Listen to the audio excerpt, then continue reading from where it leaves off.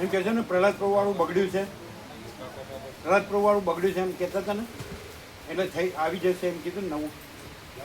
નવું નહીં પણ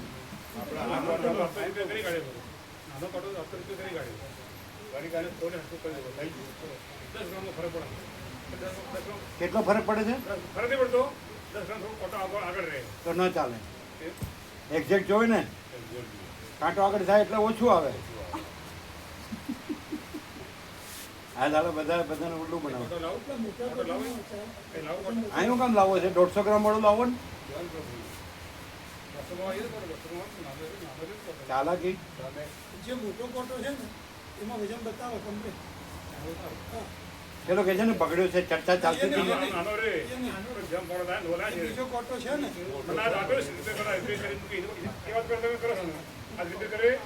એ નહીં, એ તો ખરાબ છે. એ તો બરોબર નહીં, તો આપણે મોટા કોટા પર થાય નહીં. એમાં કમ્પ્લીટ વજન ક્લિયર છે. પ્રભુની એ કહેવાનું. ક્લિયર છે. હા. ક્લિયર ક્યાં કહેવાય? આ કાંટો આગળ જાય છે કે છે? મોટો થાય તો મોટો કોટો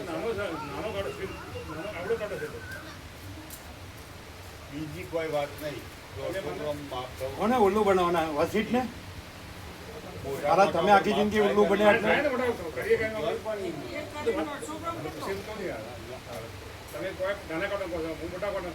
હા એમ છે. એટલે તમે ક્લિયર નથી, તમે પ્યોર એન્ડ શ્યોર નથી. તમે હંમેશા ગોળગોળિયા છો. અહીં કંઈ કહેતા ને તમે કંઈ કહેતા, બધા એવા છો. લાવો ને 150 ગ્રામનો કાંટો લાવો. કેવી રીતે? વજન બતાવો છો ચોખ્ખું. ચોખ્ખું વજન બતાવો છો. કીધું ને કાંટો આગળ જાય છે. નાનો કોટો નહીં બરોબર. બે કોટા. બે વજન કોટા. નાનો ખોટો પણ મોટા પર મોટો ક્લિયર છે. તો પછી કેમ પછી એની વાત કેમ કરતા હતા? બગડી ગયો છે ને લાવવાનો છે. લાવવાનું નહીં, એ તો બગડે તો ત્યાં બગા પ્રભુ રિપેર કરી જોતા હતા એમ થાય છે એવું.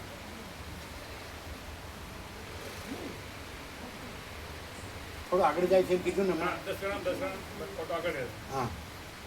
નહીં કરવાનું, એના પર કરવાનું જ નહીં. એટલે એક્ઝેક્ટ કાંટો નથી ને.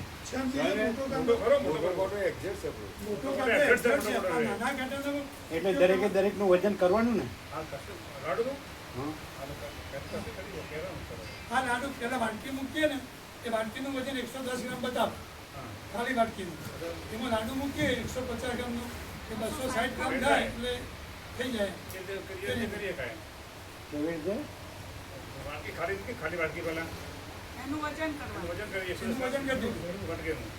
લાડુ મૂકીએ પછી થાય 110 ખાલી વાટકીનું 110 ગ્રામ એ બાદ થઈ જાય ટોટલ.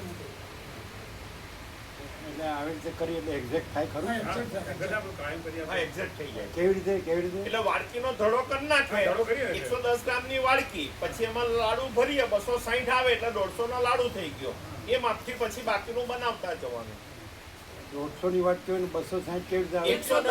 110 ની વાડકી અને 150 નો લાડુ તો 260 ટોટલ વજન. એટલે ખાલી વાડકી મૂકીએ ધડો કરવા તો 110 ગ્રામ બતાવે. એમાં લાડુ ઉમેરીએ એટલે 260 થાય. એમ 260 થાય એટલે 150 ગ્રામ નો લાડુ થઈ જાય. વાડકીનું વજન બાદ કરે એટલે એવી રીતે દરેક લાડુ કરવાનું. એ રીતે તે જ વાડકીના માપથી લાડુ બનાવતા જાય એટલે બધા 150 ગ્રામના થઈ જાય. એટલે એક્ઝેક્ટ થશે હા, કે 150 થી ઓછું થશે? ના ઓછું નહીં થાય. કોણે કીધું તમે કે વ્યાસ પૂર્ણિમા પછી આવીશું? એ તો પ્રભુ અમારા અહીંયા ગામમાં લોકો જાણે નહીં ને કે વ્યાસ પૂર્ણિમા ને ગુરુ પૂર્ણિમા. એટલે એક મિત્રનો ફોન હતો. ત્યારે કઈ ગુરુ ગુરુ કશું નથી, વ્યાસ પૂર્ણિમા છે. હા, કેવું જોઈએ ને. એ લોકોને વ્યાસ પૂર્ણિમામાં ખબર નહીં પડે એમ, એટલે એમને ગુરુ પૂર્ણિમા કીધી એમ. હા, તમને ગુરુ પૂર્ણિમામાં અમે ખબર પડે આખી છે એમ કહો. જિંદગી બધા તમને પ્રભુ ગુરુ- જો તમને ગુરુ પૂર્ણિમા. આ તો અપવાદ છે, બાકી બધા લોકો ગુરુ પૂર્ણિમાથી જાણતા હોય. આ તો વશિષ્ઠમાં વ્યાસ પૂર્ણિમા છે. બધા કામિની કાંચન થી જાણતા હોય એટલે સ્ટાન્ડર્ડ ના, તો પછી સ્ટાન્ડર્ડ એટલે મોનોપોલી, મેજોરિટી ગણે. ના, વસીટ એક જ છે. વશિષ્ઠ અને કેવલ છે. આ બધા જન્મે મરે છે અનંત છે, તો એ મેજોરિટી ગણવાની. ના ના, ત્યાં હજાર અમર વસીટ ગણવાના. હજાર અવર વશિષ્ઠ કેવળ ભગવાન જ છે, બીજું કાંઈ નથી એમ. અહીંયા એમ બોલવાનું અને પાછળ ત્યાં ગુરુ પૂર્ણિમા બોલવાનું.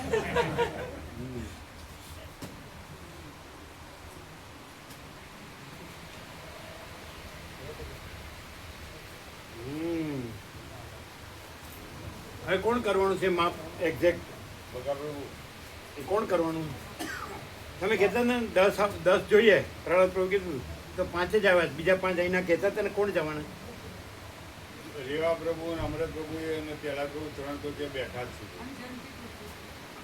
અને બગા પ્રભુ છે, બધા ભાવિકો છે. કોણ છે? સુમા પ્રભુ છે, અશ્વિન પ્રભુ છે, અચ્છા, એ તો અહીં છે. શિહોરાના પોત. અત્યારે તો કશું કરવાનું નહીં પ્રભુ, તો ખાલી નજર રાખો. એ લોકો મુખ્ય ભાગે છે અને પછી મસાલો ભેગો કરી એ લોકો જ લાડુ વાળશે.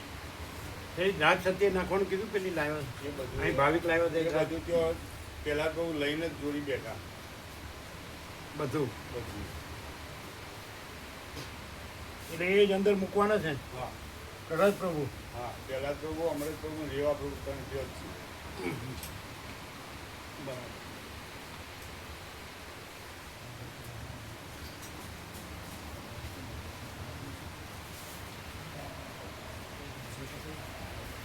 વ્યાપક તમારું વ્યાપકમાં છે વોટ્સઅપ તમારા મોબાઈલમાં? હા વ્યાપ તમારા મોબાઈલમાં છે?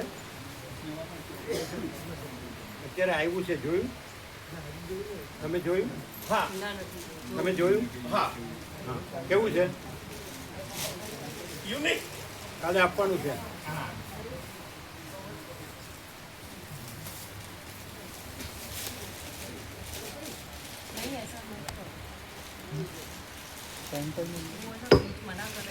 એટલે અનંત મહાસાગર એક જ છે એક જ અને છે. મોજા અનેક છે, મોજા અનેક તો એ મેજોરિટી ને, એ સ્ટાન્ડર્ડ ને. ના અનંત મહાસાગર જ છે અને પછી એમાં મોજા અનેક છે કેવા પણ છે જ નહીં, કારણ કે વાસ્તવિક અસ્તિત્વ તો અનંત મહાસાગર જ છે.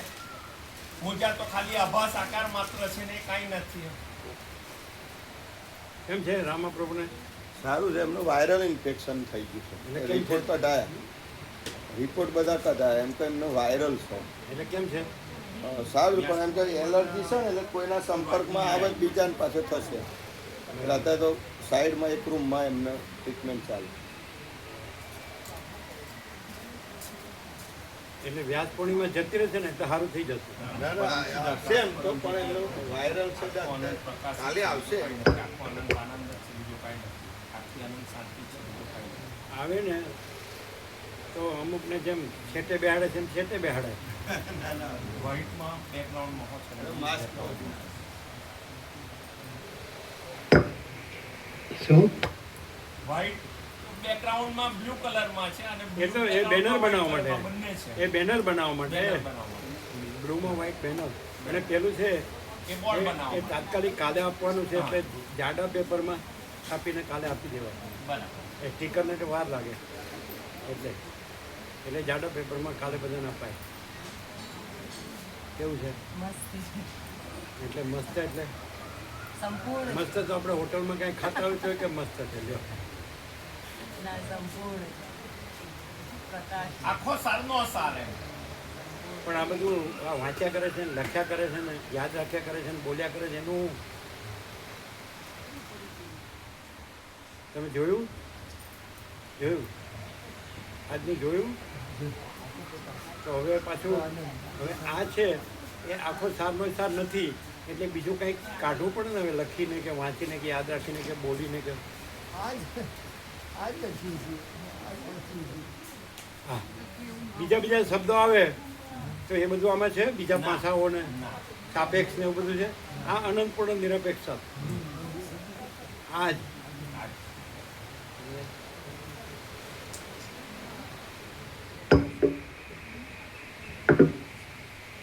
ઓમ ઓમ બરાબર છે, અવાજ બરાબર. આ જોવાનું, આ મોટું હેળદેગમ કરવાનું, આત્મસાત કરવાનું, એ જ રહેવાનું. આ નહીં રહેવાનું, આનાથી નહીં રહેવાનું, આ બધું છે નથી નહીં રહેવાનું. આકાશથી પૃથ્વી બધું દેખાય એ દેખાય જ છે, ખાલી દેખાવ જ છે, છે જ નહીં. આ નથી રહેવાનું, આ જ છે. અને તમે રહ્યો તો તમે નથી. આ બધું રહેલું દેખાય તો પણ આ બધું નથી. અને આ ન દેખાય ને ન રહ્યો તોય આ જ છે. શું કહેવાય?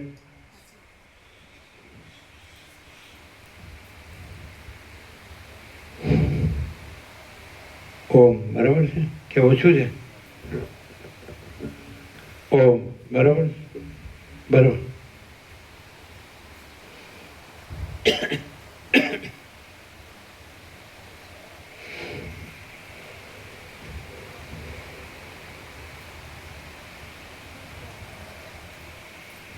परम चिदाकाश,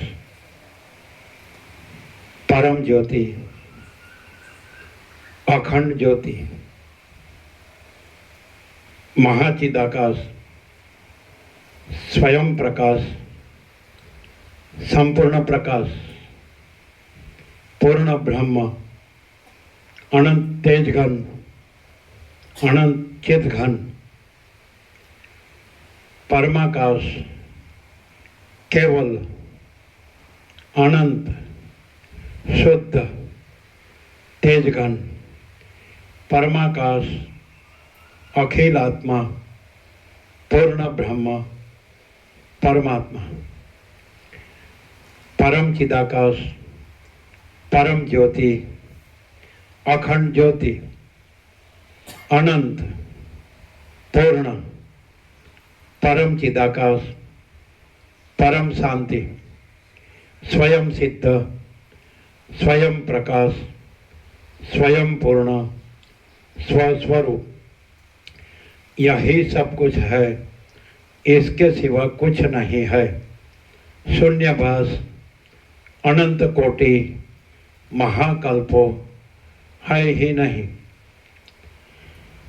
महाचिदाकाश, स्वयं प्रकाश, संपूर्ण प्रकाश, महाचिदाकाश ज्योति, अनंत, अखंड, अभेद, महाचिदाकाश ज्योति, महातत्व, महासामान्य, महाचिदाकाश, स्वसंवेद्य, सहज निर्विकल्प, महाचिदाकाश, परम कैवल्य, परम शांति, परम चिदाकाश, अनंत, पूर्ण, निरपेक्ष सत, अनंत, संपूर्ण, अपरिघी, निर्भ्रांत, निरपेक्ष, वसिष्ठराम उपशम प्रकरण राउंड 39મો રાઉન્ડ 39મા રાઉન્ડ. બરાબર, એક્ઝેક્ટ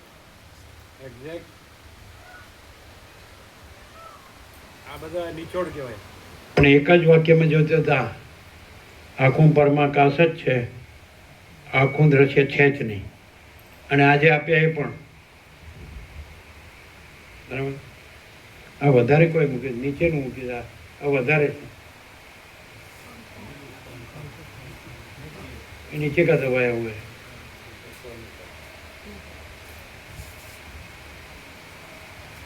एक नंबर पे माना ज्यादा है ना? एक नंबर पे कम, ये सबसे कम. नहीं वो मैक्सिमम है. ऊपर से एक नंबर है. वो 4 नंबर है, नीचे दबाया हुआ है. 2 लो, ऊपर से दूसरा लो. हाँ वो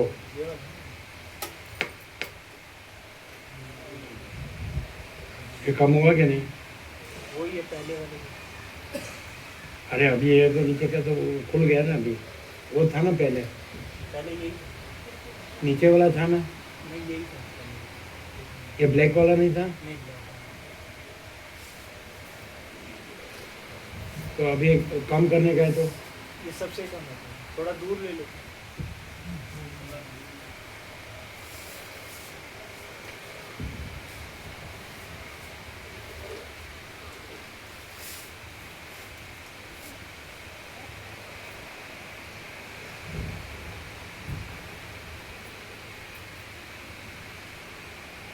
બરાબર.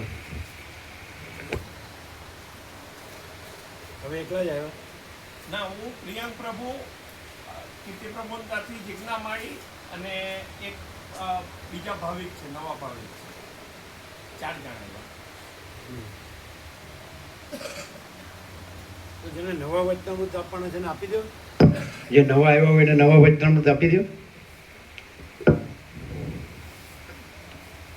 એને સ્ટીકર 4 સ્ટીકર છે ને લાસ્ટ વચનામૃત છે.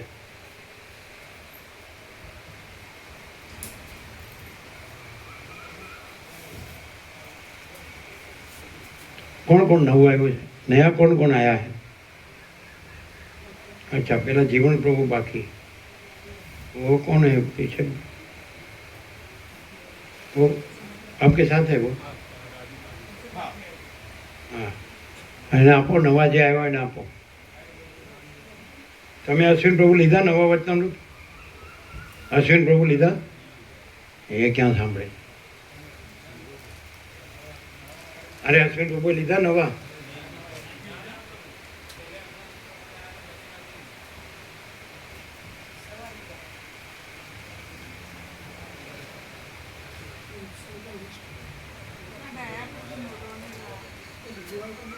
આપણે ઊભા થઈને બોલ્યા વગર આને આમ ને આને આમ 4 સ્ટીકર એક એક क्यों देते हैं? हाँ, સુધારેલા તો બધાને બાકી હશે, દિલ્હી વાળાને.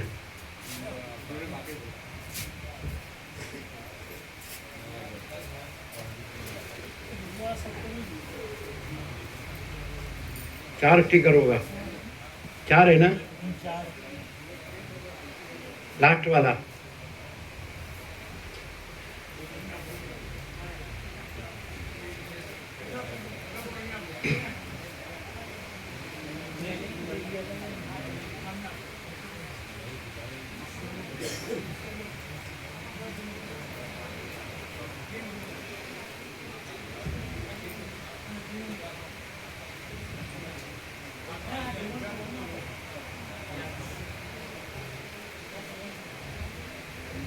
એ ભગવાનના વ્યાપક વાર્ષિક ઉત્સવ દિલ્હી વાળા બધાને બાકી હશે. અહીંયા બધાને આપો.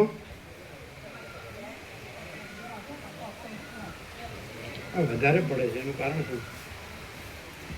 અમને લાગે છે આ 1 નંબર છે કે વધારે છે?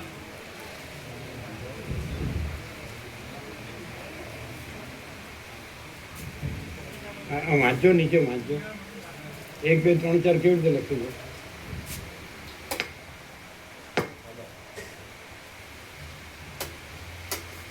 हाँ, बस ये रेवा देजो. एम नहीं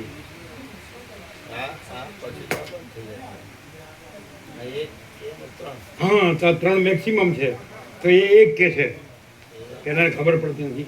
1 ऊपर मूको. હવે આમ રાખો તો કાનમાં આવે. આમ આવે, આમ કાનમાં આવે, આમ ન જવાય, આમ આવે.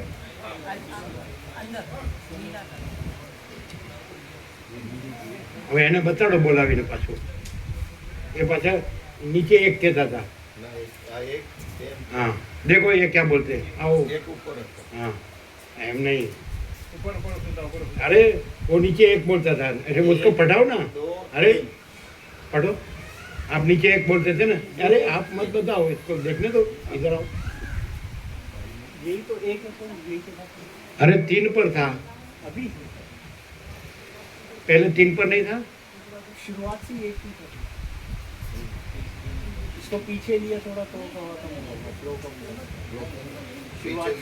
शुरुआत से ही 1 ही. ये इसने ज्यादा फिरा दिया, वो बाजू चला गया ऐसा लेने का. ऐसे घुमाओ. अरे इधर ही ये उल्टा घुमा रहा है, सब उल्टा ही घुमाया है. ये ज्यादा चला गया. सब प्रमाणसर होना चाहिए. बहुत पीछे थे. ये ज्यादा जा रहा है. नहीं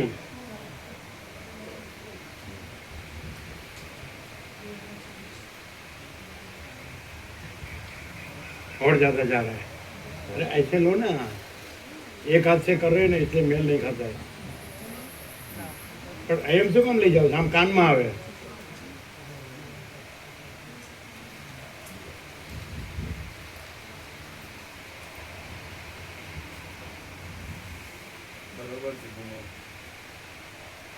बराबर है. अभी 1 पर है ना. 1 माने ऊपर. ये सबको दिया दिल्ली वाले को भगवान के व्यापक वार्षिक उत्सव दिया. आपको दिया.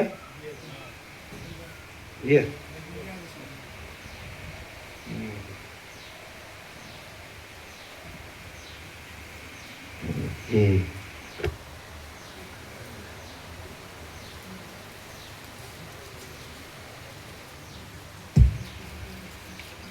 આદ્ય પરબ્રહ્મ સદગુરુ દેવ કી જય. પેલા નહીં મળે હોય નહીં. કોણ પ્રભુ? પ્રકાશ નિકોરો વાળા. એ જયેશ પ્રભુને લોકો કાલે આવું હે અને સ્નેહલ પ્રભુ એમના ભાઈ, સૂર્યકાંત પ્રભુ, અશોક પ્રભુ ને એમના માળી, એ લોકો રાત્રે નીકળશે. ત્યાંથી અંકલેશ્વર બધા ભેગા થઈ ગયા છે. એ લોકો રાત્રે નીકળે. ચાલો.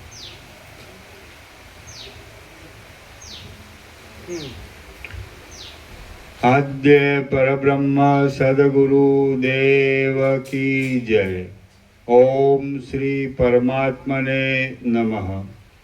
શ્રી યોગ વાસિષ્ઠ મહારામાયણ ઉપસમ પ્રકરણ સર્ગ 45મો, પેજ નંબર 656.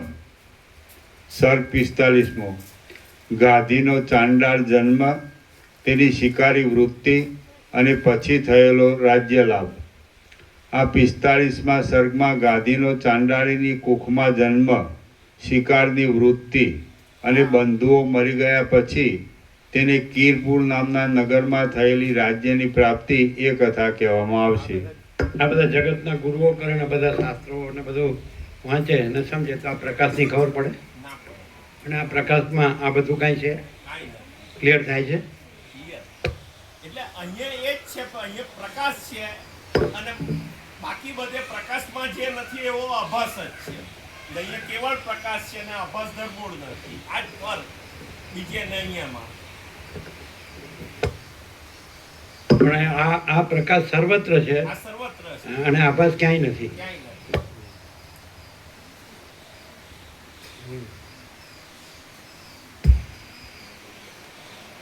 आज दोपहर को प्रकाश फूल प्रसाद फूल मिला, विश्राम हुआ. તમે પ્રસાદ દીધો? અમે તો પ્રભુ 6:15 પહોંચ્યા. એને પાછો વધ્યો એ આપશો ને પાછો, તો વપરાઈ ગયું બધું. બપોરે તો ગામમાં આપ્યા હે પ્રભુ બધું.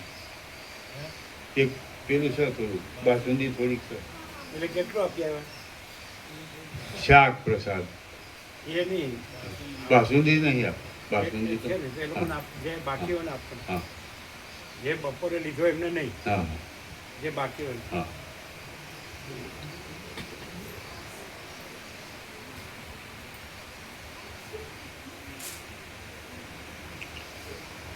વશિષ્ઠ બોલ્યા, હે રામ, નિર્મળ સરોવરના જળમાં સમાધિમાં રહેલો એ ગાધી કે જેની બુદ્ધિ સબપણા આદિ વિચિત્ર દેખાવાની પીડાથી ભરપૂર થઈ ગઈ હતી, તેને ફરીથી પોતામાં જ એમ દેખાયું કે પોતાને ભૂતમંડળ નામના કોઈ દેશના સીમાડાના ગામની પાસે રહેનારો કોઈ ચાંડાળ હતો, તેની સ્ત્રીના ગર્ભમાં અત્યંત વ્યાકુળપણાથી રહેલો દીઠો, ગર્ભવાસના દુઃખોથી દબાયેલો, પીડાયેલો, કૂણા કૂણા અંગોવાળો, ચાંડાળીના પેટમાં સૂતેલો અને જાણે કૂતરાઓની વિષ્ઠામાં પડ્યો હોય તેમ વ્યાકુળ થયેલો એ ગાદી ધીરે ધીરે ગર્ભમાં પાક્યો.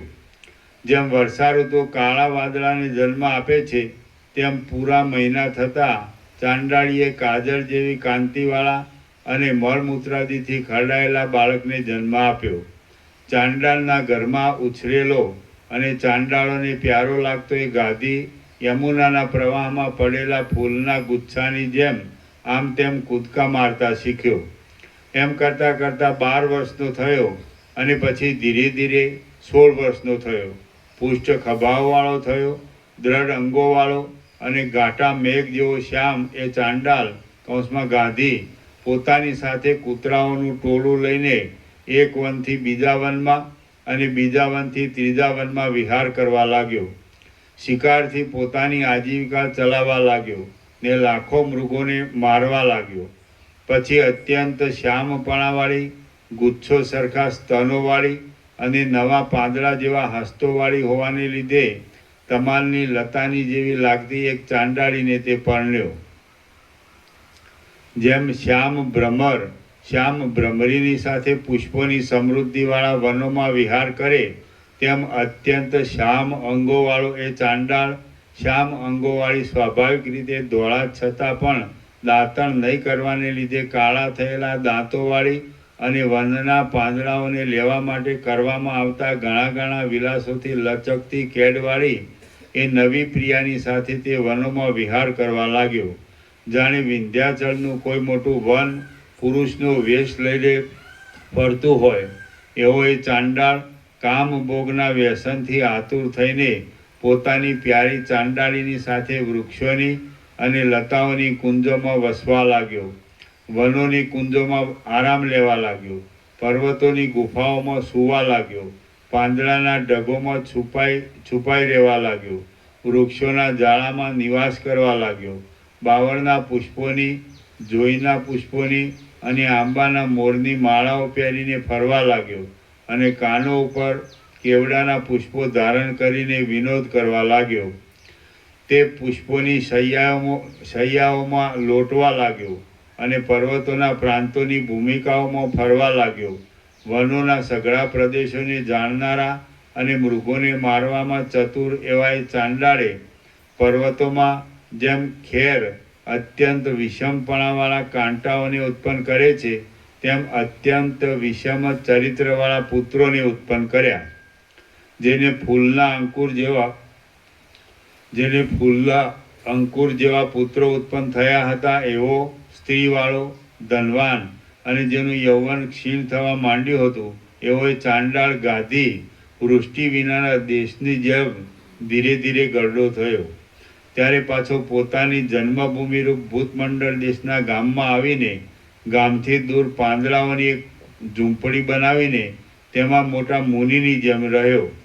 એ રીતે વિપરીત જ્ઞાનને લીધે પોતાને ચાંડાળ માનતો અને બીજા ચાંડાળોથી પણ વૃદ્ધ થયેલો માનતો એ ગાધી પોતાને ગળપણથી ખોખરો થયેલો, પુત્રોને પ્રાણ સમાન ગણતો, ખાડામાં ઉગેલા જૂના તમાલના વૃક્ષ જેવો ચાંડાળોની મોટી પટલાઈ કરતો, ઘણા બાંધવોવાળો, ક્રૂર નામવાળો, ક્રૂર કાર્યો કરનારો, ક્રૂર વચનો બોલનારો અને અત્યંત વૃદ્ધિ પામેલો જુએ છે. તેટલામાં જેમ પવનવાળો ભારે વરસાદ વનના પાંદડાના સમૂહને ઘેરીને નિશેષ રીતે ખેંચી જાય તેમ તેનું સઘળું કુટુંબ મૃત્યુને વશ થયું.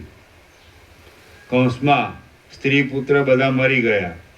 હવે ભ્રાંતિથી થયેલા ચાંડાળપણામાં કટંજ એ નામથી ઓળખાતો એ ગાદી ટોળાથી વછૂટેલા હરણની જેમ દુઃખોથી દુબળો થઈ સુખની આશાને છોડી દઈને રોતો રોતો વનમાં જ ભટકવા લાગ્યો અને વિલાપ કરવા લાગ્યો. શોકથી ઘેરાયેલી બુદ્ધિવાળા ગાદીએ એ વનમાં કેટલાક દિવસો કાઢીને પછી જેમ સુકાઈ ગયેલા કમળવાળા તળાવને હંસ ત્યજી દે છે તેમ પોતાના દેશને છોડી દીધો.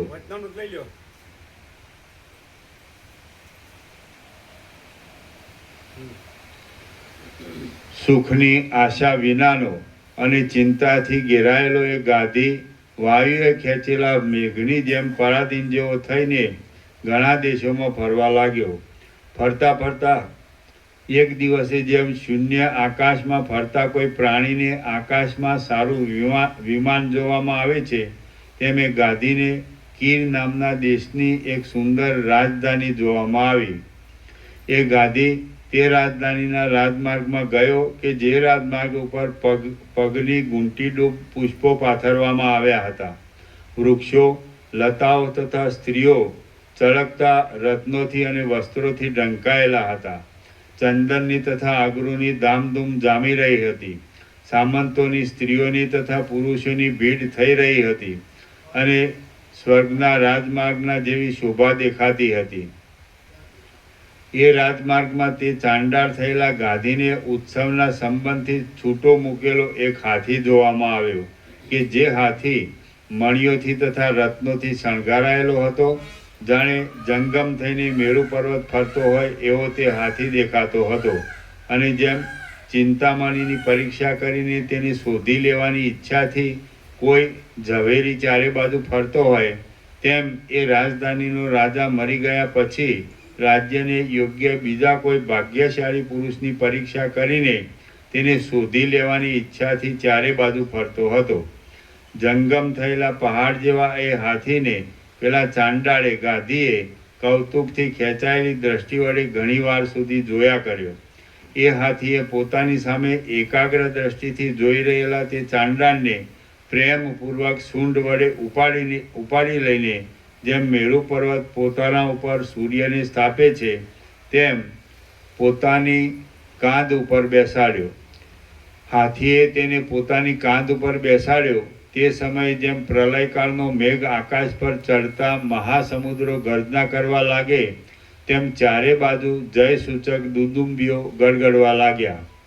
જેમ જાગ્રત થયેલા પક્ષીઓનો દિશાને પૂરી દેનારો સામટો શબ્દ પ્રકટ થાય તેમ લોકોનો દિશાઓને પૂરનારો જય મહારાજ એવો શબ્દ પ્રકટ થયો.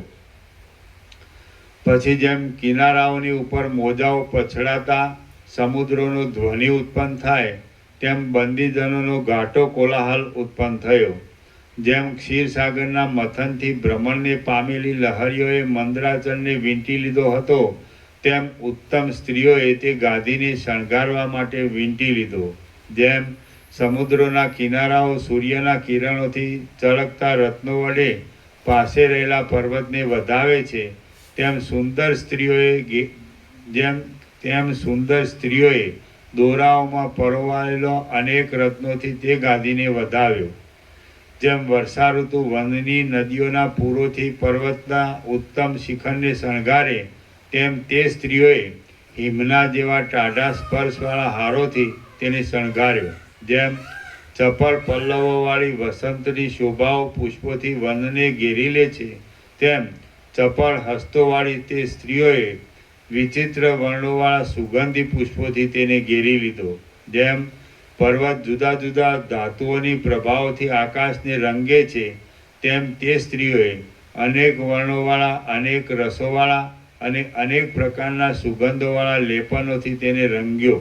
જેમ સંધ્યાકાળના વાદળાઓથી તારાઓથી ચંદ્રથી તથા નદીઓથી શોભી રહેલો મેરુ પર્વત વિસ્તીર્ણ આકાશનું ગ્રહણ કરે છે તેમ રત્નોથી તથા સુવર્ણોથી શોભી રહેલા એ ગાદીએ એ સ્ત્રીઓના ચિત્તનું આકર્ષણ કર્યું.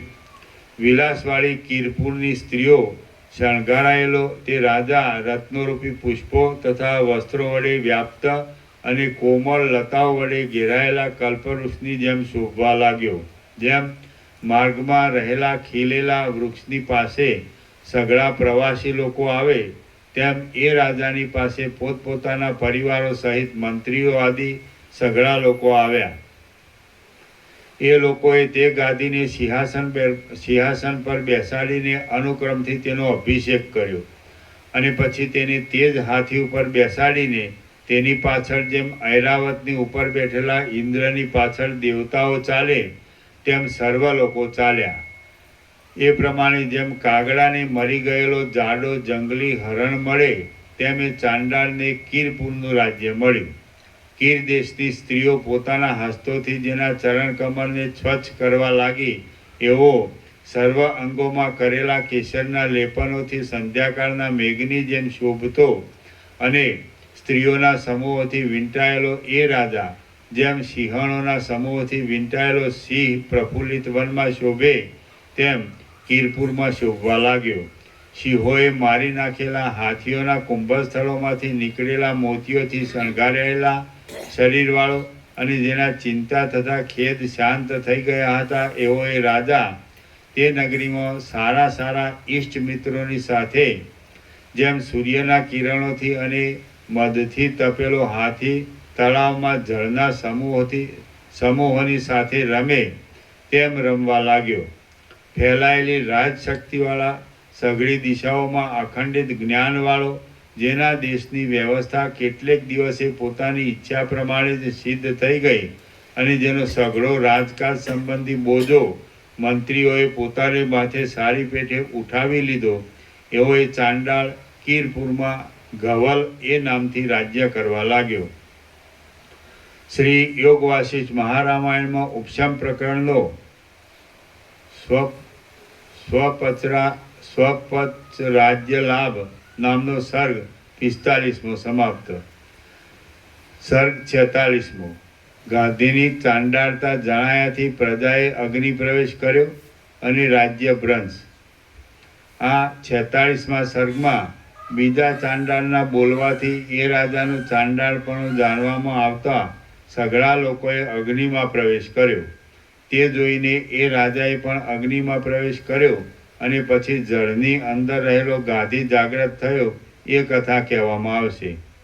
વશિષ્ઠ બોલ્યા, હે રામ, વિલાસ કરનારી સ્ત્રીઓએ સ્વીકારેલો, મંત્રીઓના મંડળે પૂજેલો, કાર્યસાધક આજ્ઞાવાળો, સઘળા સામંતોએ વંદન કરાયેલો, છત્રથી અને ચામરોથી માન પામતો, સર્વત્ર પ્રસરેલી આજ્ઞાવાળો, રૂપાળો થઈ ગયેલો, રાજ્યપાલનના ક્રમને જેણે જાણ્યો છે એવો અને જેની પ્રજાઓને શોક ભય કે શ્રમ રહ્યા જ ન હતા એવો એ ગવલ રાજા નિરંતર થતી સ્તુતિઓથી અને નિરંતર થતા મંગળોથી પોતાની મનોવૃત્તિ આનંદથી ભરપૂર હોવાને લીધે જેમ સુરાથી અત્યંત મત્ત થયેલો પુરુષ તે પોતાના મૂળ સ્વભાવને ભૂલી જાય તે પ્રમાણે તે પોતાના જૂના સ્વભાવને ભૂલી જ ગયો. એ ચાંડાળ રાજાએ 8 વર્ષ સુધી તે કીર દેશમાં રાજ્ય કર્યું અને તેટલા સમયમાં તેણે સંપૂર્ણ રીતે સદાચાર જ પાળ્યો. એક દિવસે એ ગવલ રાજા સઘળા આભરણો ઉતારી નાખીને ઊભો કે જેથી અંધકાર, તારાઓ, સૂર્યનું તેજ, ચંદ્રનું તેજ અને વાદળા ઇત્યાદિથી રહે થયેલા આકાશની જેમ તે સ્વાભાવિક શ્યામતાવાળો દેખાવા લાગ્યો. એ રાજા હાર, બાજુબંધ કે કડા આદિના આભૂષણોને શોભા આપનારા માનતો ન હતો, કેમ કે પ્રભુતાથી પૂર્ણ થયેલું ચિત્ત કૃત્રિમ શોભાને ઈચ્છે નહીં એ સ્વાભાવિક છે. આભૂષણો આદિ શણગારોથી રહિત વેશવાળો એ ગવલ રાજા જેમ સૂર્ય અસ્ત પામવાના સમયમાં આકાશના મુખ્ય ભાગને મૂકીને છેડાના ભાગમાં જાય છે તેમ મુખ્ય બેસવાના સ્થાનકને મૂકીને એકલો જ બહારના આંગણામાં ગયો. તેઓ કેટલાયક બીજા ચાંડાળો બેઠા હતા તે તેના જોવામાં આવ્યા. એ સઘળા ચાંડાળો અત્યંત શ્યામ હતા, પુષ્ટ હતા, કોયલોની જેમ વસંત ઋતુ સંબંધી કોમળ ગાયન કરતા હતા અને જેમ ભ્રમરાઓ પાંખોથી લતાને ડોલાવે છે તેમ મધુર સ્વર કરવાને માટે આંગણીઓની લીલાથી સારંગીના તાલને ડોલાવતા હતા. ગવલને જોઈ એ ચાંડાળોમાંથી રાતી આંખવાળો અને જાણે બરફથી ભરેલું કાચનું શીંગડું હોય એવો લાગતો એક બુઢો પટેલ ઊભો થયો. એ ચાંડાળોના પટેલે ઊભા થઈને સહસા કીર દેશના રાજા ગવલનું હે કટંજ એમ તેના પૂર્વના નામથી બોલાવીને આ પ્રમાણે પૂછ્યું, તું કે જે ગાયનના કામમાં વિચક્ષણ છે અને મધુર કંઠવાળો છે તેને આ ગામનો રાજા જેમ રાગ જાણનારો પુરુષ મધુર કંઠવાળા કોયલ પક્ષીને માન આપે તેમ માન આપે છે અને જેમ વસંત ઋતુ ફળોના તથા મોરોના સમૂહ આપીને આંબાને પ્રસન્ન કરે તેમ આ ગામનો રાજા તને ઘર, વસ્ત્રો તથા આસનો આદિ આપીને રાજી રાખે છે. જેમ સૂર્યના દર્શનથી કમળ અત્યંત આનંદ પામે છે અને ચંદ્રના દર્શનથી ઔષધિ અત્યંત આનંદ પામે છે તેમ આજ તારા દર્શનથી હું અત્યંત આનંદ પામ્યો છું. બંધુનું દર્શન એ સઘળા આનંદોની, મોટા મોટા લાભોની અને અનંત આરામની પરાકાષ્ઠા રૂપ છે. વશિષ્ઠ બોલ્યા, હે રામ, એ પ્રમાણે ચાંડાળોનો બુઢો પટેલ જેમ જેમ પૂછવા લાગ્યો તેમ તેમ કેટલીક વાર સુધી ગવલ રાજાએ તે વાત કોઈના જાણવામાં ન આવવા દેવા સારું તે સમયમાં ઘટે એવી તે ચેષ્ટાથી તેનો અનાદર જ કર્યા કર્યો. પણ એ વાત ગોખમાં બેઠેલી રાણીઓના અને મંત્રીઓના સાંભળવામાં આવી ગઈ. તેથી તે રાણીઓ અને મંત્રીઓ આ અમારો રાજા ચાંડાળ છે એમ જાણીને અત્યંત દુઃખી થયા. આ વાત ગામના લોકોના જાણવામાં આવતા તેઓ હિમથી પીડાયેલા કમળોની જેમ, વૃષ્ટિના અભાવથી પીડાયેલી ગાયોની જેમ અને જેમાં દાવાનળ લાગ્યો હોય એવા પર્વતોની જેમ શોભા વિનાના થઈ ગયા. જેમ સિંહ ઝાડની ટોચ ઉપર બેઠેલા બિલાડાના ફૂંફાડાનો તિરસ્કાર કરે તેમ ચાંડાળની તે વાતનો રાજાએ તો તિરસ્કાર જ કર્યો હતો. પછી જેમ અનાવૃષ્ટિના સમયમાં કરમાઈ જતા કમળોવાળા તળાવમાં રાજહંસ પ્રવેશ કરે તેમ જેમાં સઘળા માણસો દુઃખી થયા હતા એવા અંતઃપુરમાં રાજાએ તુરત પ્રવેશ કર્યો. જેમ મૂળના મોટા છિદ્રમાં અગ્નિ લાગ્યો હોય એવું ખરાબ ઝાડ જેમ સઘળા અવયવોમાં ગ્લાનિ પામે તેમ તેને મનમાં ભારે સંકટ ઉત્પન્ન થયું હતું. એવો એ રાજા સઘળા અવયવોમાં ગ્લાનિ પામ્યો. દીન થયેલા મુખવાળો સર્વ લોકો કે જેઓ ઉંદરે કરડેલા મૂળોવાળા કેસરના પુષ્પો જેવા લાગતા હતા તેઓ એ રાજાના જોવામાં આવ્યા. જેમ ઘરના માણસો પણ ઘરમાં રહેલા શબનો સ્પર્શ ન કરે તેમ મંત્રીઓ, નગરના લોકો તથા સ્ત્રીઓ ત્યારથી અંતઃપુરમાં રહેલા એ રાજાનો સ્પર્શ ન કરવા લાગ્યા. રાજાની ઉપર ગાંઠા સ્નેહવાળા છતાં પણ વટલાવાના દુઃખને પ્રાપ્ત થયેલા નોકર લોકો જેમ બાળકો શબથી દૂર જ રહે તેમ એ રાજાથી દૂર જ રહેવા લાગ્યા અને તેનો સત્કાર કરવા લાગ્યા નહીં. આનંદ વિનાના મુખ કમળવાળા, કાળા અને શરીરની શોભાથી રહિત થયેલા એ રાજાને વ્યાકુળ થયેલા લોકો માણસ જેવો સમજીને માન આપવા લાગ્યા નહીં. જેમ દાવાનળ પર્વતની કાળી શિલાના પડખે પણ ચઢે નહીં તેમ દુઃખી થયેલા લોકો ધુમાડા જેવા શરીરવાળા એ રાજાના પડખે પણ ન ચડવા લાગ્યા. જેમ પાણીના બિંદુઓ ભસ્મમાં ક્યાંય સ્થિર રહે નહીં તેમ સભાસદ આદિ સર્વ લોકોએ નહીં શણગારેલી અને મંદ પડી ગયેલી તે રાજાની આજ્ઞાઓ ક્યાંય ચાલતી નહોતી. ક્રૂર કર્મો કરનારા જેનો આકાર છે એવો અને સમાગમ માત્રથી પણ અશુભ કરનાર એ રાજાની સર્વ લોકો જેમ રાક્ષસથી દૂર નાસી જાય તેમ દૂર નાસી જવા લાગ્યા.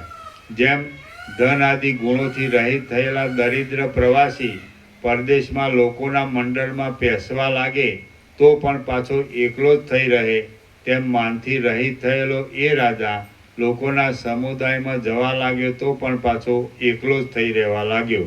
જેમ પોલો વાંસ મોતીઓના સમૂહથી યુક્ત હોવા છતાં પણ તે બોલવા લાગે તો તેને કોઈ વટે માર્ગો પ્રત્યુત્તર આપે નહીં તેમ એ ગાધી રાજા હતો તો પણ તે બોલવા લાગતા કોઈ લોકો તેને જવાબ આપતા નહીં. એ ઘણું બોલવા લાગે તો પણ લોકોએ તેને જવાબ આપવો છોડી દીધો. પછી સર્વ લોકોએ ભેગા થઈને નિર્ણય કર્યો કે આપણે લાંબા દિવસો થયા ચાંડાળના સમાગમથી વટલાયેલા હોય હવે કોઈ પણ પ્રાયશ્ચિતોથી શુદ્ધ થઈ શકીએ એમ નથી. એટલા માટે આપણે સગડાઓએ અગ્નિમાં પ્રવેશ કરવો યોગ્ય છે. એ પ્રમાણે નિર્ણય કરીને તે નગરના સર્વ લોકોએ તથા મંત્રીઓએ ચારે બાજુ સૂકા લાકડાઓની ચિતાઓ ખડકીને તેને નગરમાં સળગાવી. જેમ આકાશમાં તારાઓ ઝબકવા લાગે તેમ ચારે બાજુએ ચિતાઓ ભડકાઓથી ઝબકવા લાગતા નગરના સઘળા માણસો મોટી મોટી બૂમો પાડવા લાગ્યા. દયામણી રીતે વિલાપો કરવા લાગેલી અને આંસુઓનો વરસાદ વરસાવતી સ્ત્રીઓ પોતપોતાના પતિઓના અને પુત્રોના હાથ પકડવા લાગી અને મૂઢ થઈ ગયેલી સઘળી પ્રજા બળતા અગ્નિના કુંડોની પાસે બેસીને રોવા લાગી. મંત્રીઓ અગ્નિના કુંડોમાં પ્રવેશ કરતા તેમના નોકરોના રુદનોથી પવનોની સુસવાટીથી અરણ્યના જેવો દેખાવ થાય તેવો એ નગરનો દેખાવ થઈ રહ્યો. ઉત્પાદ સંબંધી વંટોળિયો પવન કે જેમાં ચિતાઓમાં સળગી ગયેલા સારા બ્રાહ્મણોના માંસનો ઉગ્ર ગંધ વ્યાપી રહ્યો હતો તેણે ઉડાવેલી ઉકરડાઓની ધૂળોથી જાણે ચારે બાજુ ઝાકળ ફેલાયેલું હોય એવો દેખાવ થઈ રહ્યો.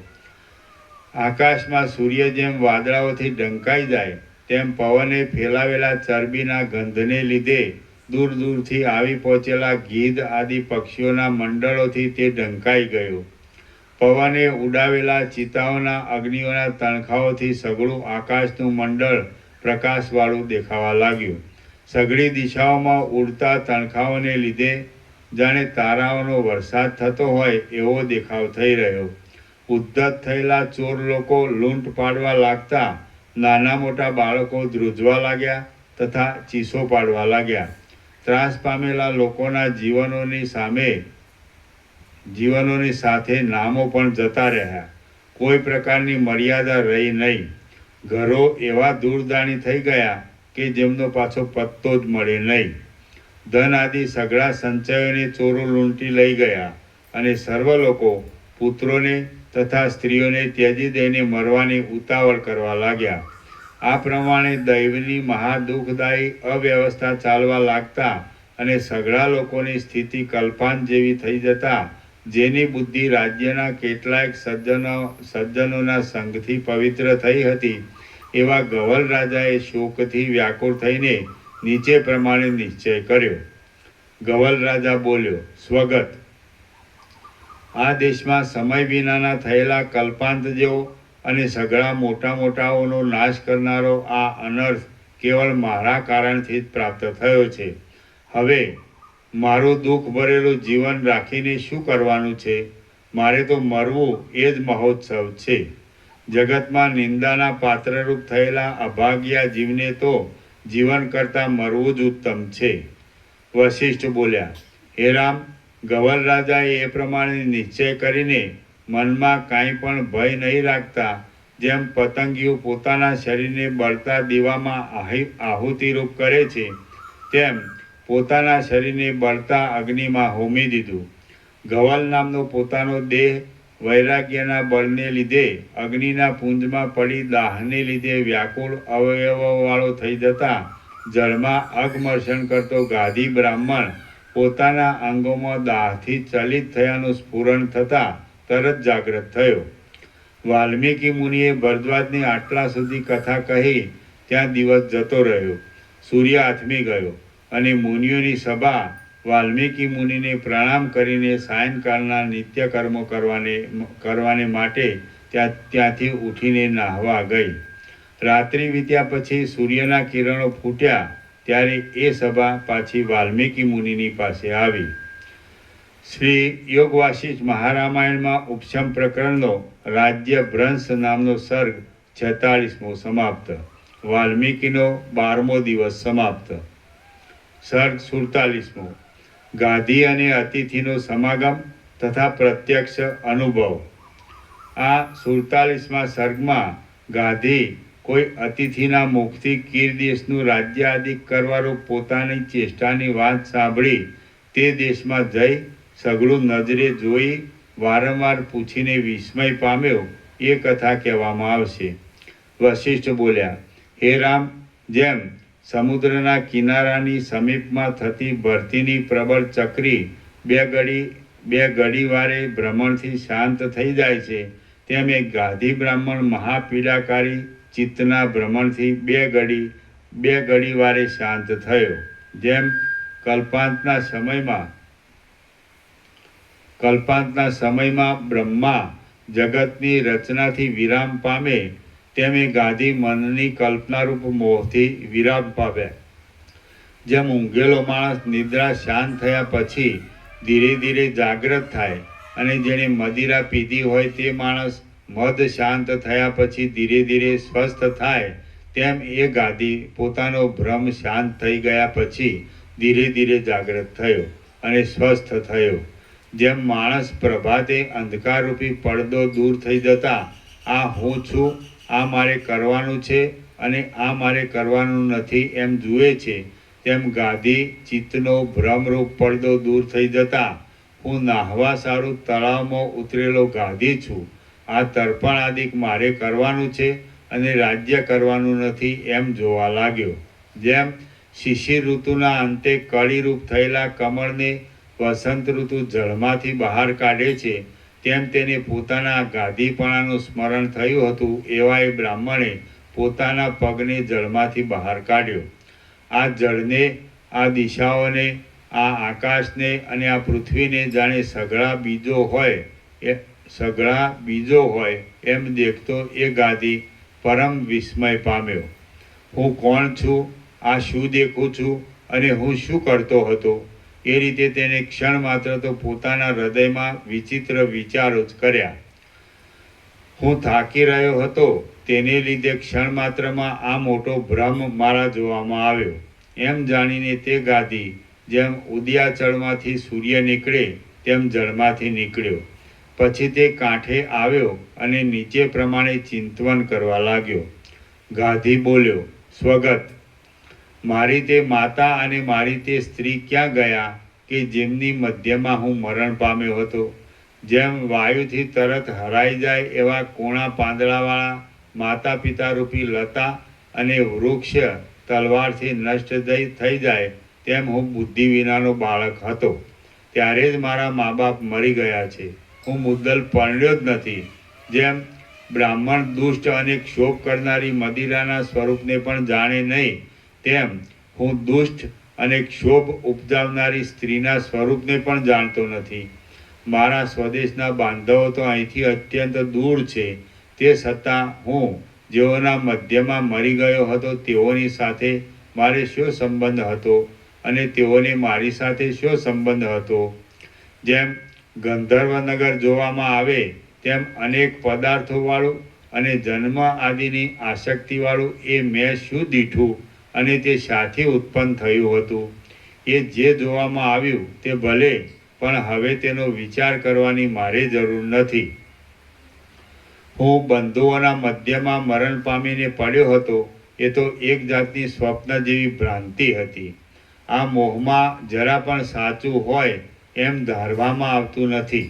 જેમ મદોન્મત્ત સિંહ વનોની પંક્તિઓમાં નિરંતર ભમ્યા જ કરે છે, તેમ પ્રાણીઓનું ચિત્ત નિત્ય એ જ રીતે અનંત ભ્રાંતિઓના દેખાવોમાં ભમ્યા કરે છે.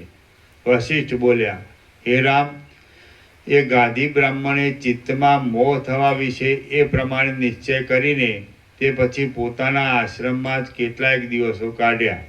એક દિવસે જેમ બ્રહ્માની પાસે દુર્વાસા આવે તેમ એ ગાદીની પાસે કોઈ પ્રિય અતિથિ આવ્યો અને તે થાકેલો હોવાથી ગાદીના આશ્રમમાં જ રાત્રિ રહ્યો.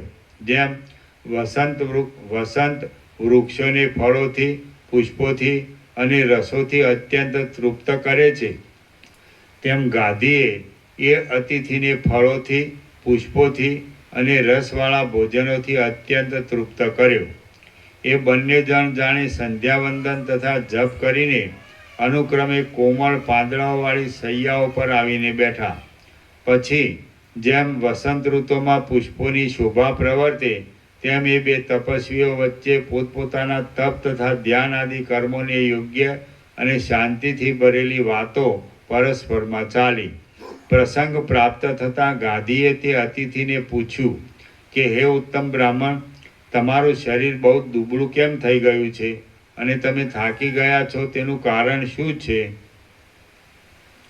અતિથિ બોલ્યો, હે મહારાજ, મારા અત્યંત દુબળાપણાનું અને પરિશ્રમનું સાચું કારણ હું કહું છું તે તમે સાંભળો. આપણે કદી પણ મિથ્યા વાત કરીએ જ નહીં. આ પૃથ્વીની પીઠ ઉપર ઉત્તર દિશાની જાડીમાં એક મોટો સમૃદ્ધિવાળો અને અત્યંત પ્રખ્યાતિ પામેલો કીર નામનો દેશ છે. ચિત્તરૂપી પિશાચે મોહ પમાડેલો અને અનેક પ્રકારના ભોજનોના સ્વાદમાં લંપટ થયેલો હું એ દેશમાં 1 મહિના સુધી રહ્યો હતો અને ત્યાંની રાજધાનીમાં લોકો મારું સારી રીતે સન્માન કરતા હતા. એક દિવસે તે નગરમાં વાતના પ્રસંગને લીધે એક માણસે મને કહ્યું કે હે બ્રાહ્મણ, આ નગરમાં એક ચાંડાળે 8 વર્ષ સુધી રાજ્ય કર્યું હતું. પછી એ વાતનો નિશ્ચય કરવા સારું તે દેશમાં કેટલાક ગામોમાં મેં જે માણસને પૂછ્યું તે સઘળાઓએ મને એમ કહ્યું કે સાચી વાત છે. આ દેશમાં 8 વર્ષ સુધી એક ચાંડાળે રાજ્ય કર્યું હતું. અંતે એ રાજા જાતિનો ચાંડાળ છે એમ લોકોના જાણવામાં આવતા તે રાજાએ તરત અગ્નિમાં પ્રવેશ કર્યો હતો અને તે આભડછેટને લીધે સેંકડો બ્રાહ્મણોએ પણ અગ્નિમાં પ્રવેશ કર્યો હતો. હે ગાદી, હું એ લોકોના મુખથી એ પ્રમાણે સાંભળી તે દેશમાંથી નીકળીને પ્રયાગમાં ગયો હતો અને ત્યાં મેં શુદ્ધિને અર્થે 3 ચાંદ્રાયણ વ્રત કરીને પ્રાયશ્ચિત કર્યું. ત્રીજું ચાંદ્રાયણ વ્રત સમાપ્ત થતાં આજે પારણું કરીને હું અહીં આવ્યો છું. આ કારણને લીધે હું થાકી ગયો છું અને શરીરમાં અત્યંત દુબળો થઈ ગયો છું. વશિષ્ઠ બોલ્યા, હે રામ, એ અતિથિના મુખથી એ પ્રમાણે વાત સાંભળીને તે ગાદીએ ફરીવાર પણ તે અતિથિને પૂછ્યું તો તે વખતે પણ તેણે એવી ને એવી જ વાત કરી, અને જ્યારે તેમાં જરા પણ ફેરફાર જણાયો નહીં ત્યારે ગાદી બહુ જ વિસ્મય પામ્યો. રાત્રિ વીતી જતાં જગતરૂપી ઘરના મોટા દીવારૂપ સૂર્ય ઉદય પામ્યો. ત્યારે પ્રાતઃ સ્નાન કરીને આજ્ઞા લઈને તે અતિથિ ત્યાંથી પાછા ગયા પછી પેલા ગાદી બ્રાહ્મણે અત્યંત વિસ્મય પામેલી બુદ્ધિથી આ પ્રમાણે વિચાર કર્યો કે મેં જે ભ્રાંતિમાં જોયેલું હતું તેને આ બ્રાહ્મણે મારી પાસે સાચું બનેલું કહ્યું. રખેને આ વાત સંબરાસુરે બનાવેલી માયાઓમાંની કોઈ માયા હોય. બંધુઓના મધ્યમાં મારું પોતાનું મરણ મેં પોતે દીઠું એ તો ભ્રાંતિ જ છે, તેમાં કોઈ પ્રકારનો સંશય નથી. પરંતુ જેને લીધે તે અતિથિને ચાંદ્રાયણ વ્રત કરવા પડ્યા તે ચાંડાળના વૃત્તાંતનો મારે નિશ્ચય કરવો જોઈએ. તો હવે હું મનમાં મૂંઝવણ નહીં રાખતા તે વૃત્તાંતનો નિશ્ચય કરવા માટે તુરત ભૂતમંડાળ દેશના સીમાડાના ગામમાં જાઓ. હે રામ, એ પ્રમાણે પ્રયત્નપૂર્વક બીજા દેશમાં જવાનો વિચાર ગોઠવતો એ ગાદી બ્રાહ્મણ જેમ મેરુ પર્વતના પડખાને જોવા માટે સૂર્ય ચાલે તેમ ભૂતમંડળ નામના દેશના સીમાડાના ગામને જોવા સારું ત્યાંથી ઉઠીને ચાલતો થયો. વિચક્ષણ પુરુષો ઉદ્યોગમાં મંડ્યા રહેવાથી મનમાં કલ્પેલા રાજ્યને પણ પ્રત્યક્ષ રીતે પ્રાપ્ત થાય છે. ગાદીએ જે સ્વપ્ન જેવું જોયું હતું તે ભૂતમંડળ નામના દેશમાં જવાથી સંપૂર્ણ રીતે પ્રત્યક્ષ જોવામાં આવ્યું. સઘળી દુર્લભ વસ્તુઓ પણ દ્રઢ ઉદ્યોગ કરવાથી પ્રાપ્ત થાય છે. પોતે જોયેલા વૃત્તાંતને માયારૂપ જાણતા તે ગાદીએ અતિથિના કહેવાથી તેને પ્રત્યક્ષ જોવાનો ઉદ્યમ કર્યો અને પોતાના સ્થાનમાંથી નીકળીને વર્ષા ઋતુમાં ચાલતા જળના પૂરના જેવા વેગથી માર્ગમાં ચાલવા લાગ્યો. જેમ વાદળો વેગથી ઘણા દેશો વટાવે છે તેમ તેણે વેગથી ઘણા દેશો વટાવી દીધા. ચાલતા ચાલતા જેમ કાંટાઓને ઈચ્છનારો ઊંટ એકલો જ કરંજના વનમાં પહોંચે તેમ એ ગાદી એકલો જ ભૂતમંડળ નામના દેશમાં પહોંચ્યો કે જે દેશમાં સઘળો ભ્રાંતિમાં જોયેલો આચાર જાગ્રતમાં પણ જોવામાં આવ્યો. એ દેશમાં ગાદીના મનમાં જેવી રચનાનું સ્મરણ હતું તેવી જ રચનાવાળું ગંધર્વનગર જેવું એક ગામ તે ગાદીના જોવામાં આવ્યું. એ ગામડાની પાસે બહારના ભાગમાં જાણે પૃથ્વીની નીચે પાતાળમાં રહેલો નરકોનો સમૂહ હોય એવું એ ચાંડાળોનું ફળિયું જોવામાં આવ્યું. જેવો પોતાના ચિત્તમાં તે ફળિયાનો વિસ્તાર તથા આકાર હતો તેવા જ વિસ્તાર અને આકારવાળું એ ગંધર્વનગરના જેવું ફળિયું જોવામાં આવતા ગાદીએ ત્યાં ભૂતકાળમાં પોતે ચાંડાળ હોવાનું પાક્કું અનુમાન કરી લીધું. જેવી મનમાં રચના હતી તેવી જ રચનાવાળા એ આંગણાએ ગાદીના મનમાં કોઈ વિચક્ષણ રીતની વૈરાગ્યવાળી દશા ઉત્પન્ન કરી. એ ફળિયામાં પોતાને રહેવાનું ઘર પણ અગાઉ જેવું જોયું હતું તેવા જ ઘણા ખરા આકારોવાળું તે જણાયું. એ ઘર ચોમાસાની ઝડીથી કેટલુંક વિંખાઈ ગયું હતું. ભીંતોમાં ખડ ઉગી નીકળ્યા હતા. અડધું છાપરું ઊંધું વળી ગયું હતું. ખાટલાઓના તથા સાદડીઓના કટકા એના એ છે એમ કોઈક ઓળખી શકાતા હતા. એ ઘર જાણે દ્રઢપણાને પામેલું દારિદ્ર્ય હોય, જાણે ભીંતોવાળું દુર્ભાગ્ય હોય, જાણે કંઈક શિથિલ થયેલું દુષ્ટપણું હોય, જાણે કંઈક ખંડિત થયેલી દુર્દશા હોય અને દાંતોથી ભાગી નાખેલા ગાયોના, ઘોડાઓના તથા પાડાઓના હાડકાથી આસપાસ ઘેરાયેલું હોવાને લીધે તે જાણે જૂના સમયની સાક્ષી પૂરતું હોય એવું લાગતું હતું. જે ખપ્પરોમાં પૂર્વે ગાદીએ ખાધું પીધું હતું તેનો તે ખપ્પરો ઘણા દિવસો સુધી ચોમાસાના પાણીથી ભરાયેલો રહેવાને લીધે તે જાણે મદિરાથી ભરાયેલો હોય એવો લાગતો હતો. જાણે લાંબી તૃષ્ણાઓ હોય એવી સુકાયેલી તેની તે આંતરડાઓની તાંતોથી એ ઘર જેમ લતાઓથી વાડ વીંટાયેલી હોય તેમ ચારે બાજુ વીંટાયેલું હતું.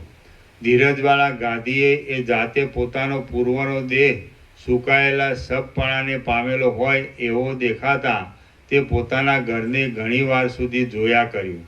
જોવાથી અત્યંત વિસ્મય પામેલો એ ગાંધી જેમ પ્રવાસી મનુષ્ય મલેચ્છના નગરને મૂકીને આર્યોના દેશમાં આવે તેમ એ સ્થળને ત્યજીને તેની પાસેના ગામડામાં આવ્યો.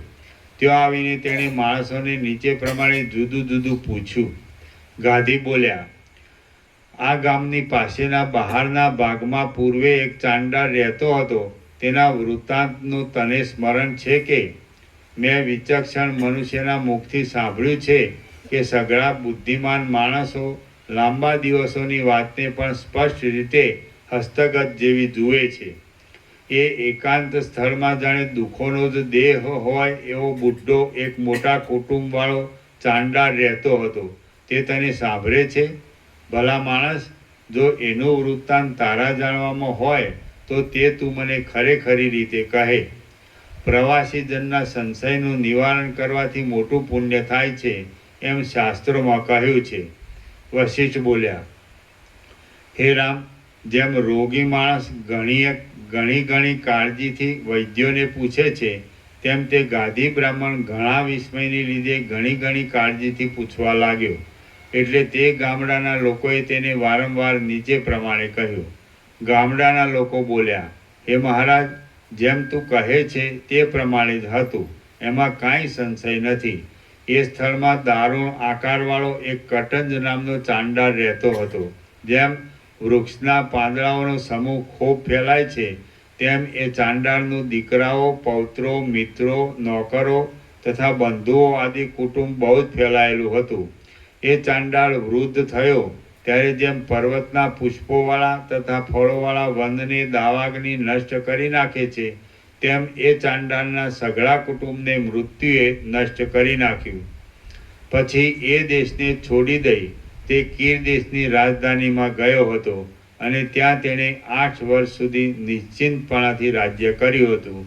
પછી ત્યાંના લોકોને ખરી વાત જાણવામાં આવતા તેઓએ જેમ અનર્થના સમૂહને દૂર કરી નાખવામાં આવે અને જેમ ગામમાં ઉગેલા ઝેરી ઝાડને દૂર કરી નાખવામાં આવે તેમ રાજા થયેલા એ કટંજને દૂર કરી નાખ્યો હતો. કટંજને દૂર કરીને વટલાવાનું પ્રાયશ્ચિત કરવાને તે નગરીના લોકોએ પણ અગ્નિમાં પ્રવેશ કર્યો હતો. લોકો અગ્નિમાં પ્રવેશ કરવા લાગતા સારા માણસોના સમાગમથી સારાપણાને પામેલો એ કટંજ પણ પોતાની મેળે અગ્નિમાં પડ્યો હતો. હે બ્રાહ્મણ, તમે આટલી બધી કાળજી રાખીને એ ચાંડાળની વાત પૂછો છો તેનું કારણ શું છે? શું કારણ છે? શું ચાંડાળ તમારો મિત્ર થતો હતો તેથી તમે પૂછો છો, અથવા તમે વૃત્તાંત જાણવા સારું સહેજ પૂછો છો? વશિષ્ઠ બોલ્યા, હે રામ, આ પ્રમાણે કહેતા એ લોકોને વારંવાર પૂછ્યા કરતો એ ગાંધી તે ગામડાના સઘળા સ્થળોમાં 1 મહિના સુધી એમને એમ ફર્યા કર્યો. પોતે તળાવમાં અગમર્ષણ કરતા ચાંડાળપણાના જે વૃત્તાંતનો અનુભવ કર્યો હતો તે વૃત્તાંત તે જ પ્રમાણે સઘળા ગામડાના લોકોના મુખથી તેવી જ રીતનું તેના સાંભળવામાં આવ્યું.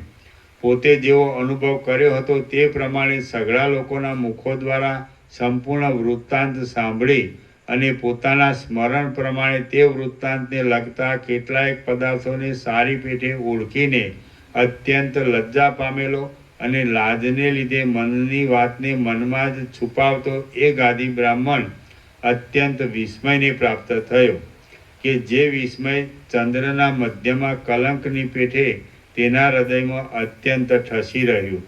શ્રી યોગ વાસિષ્ઠ મહારામાયણમાં ઉપશમ પ્રકરણનો ગાદી પ્રત્યક્ષ અવલોકન નામનો સર્ગ 47મો સમાપ્ત.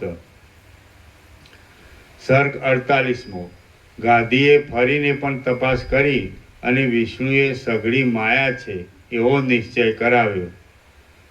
આ 48મા સર્ગમાં ગાંધીએ કીર દેશના નગરમાં જઈ તે નગરને જોયું. તેથી ગાંધીને આશ્ચર્ય થયું અને ગાંધીએ તપથી પ્રસન્ન કરેલા વિષ્ણુએ સઘળું માયા છે એમ કહ્યું એટલી કથા કહેવામાં આવશે. વશિષ્ઠ બોલ્યા, હે રામ, વિસ્મય પામેલો એ ગાદી બ્રાહ્મણ તે ગામડામાંથી વળી પેલા ચાંડાળના ફળિયામાં ગયો, કેમ કે એનું મન આશ્ચર્યને જોવાથી તૃપ્ત જ થતું ન હતું. જેમ પ્રલયના ક્ષોભમાં ભાગી તૂટી ગયેલા જગતોને બ્રહ્મ જુએ તેમ એ ગાદી તે ફળિયામાં ભાગી તૂટી ગયેલા સ્થાનોને અને ઘરોને જોવા લાગ્યો. તૂટી ગયેલા ઘરોવાળા અને સુકા બ્રહ્મ ન આવે, બ્રહ્મ આવે.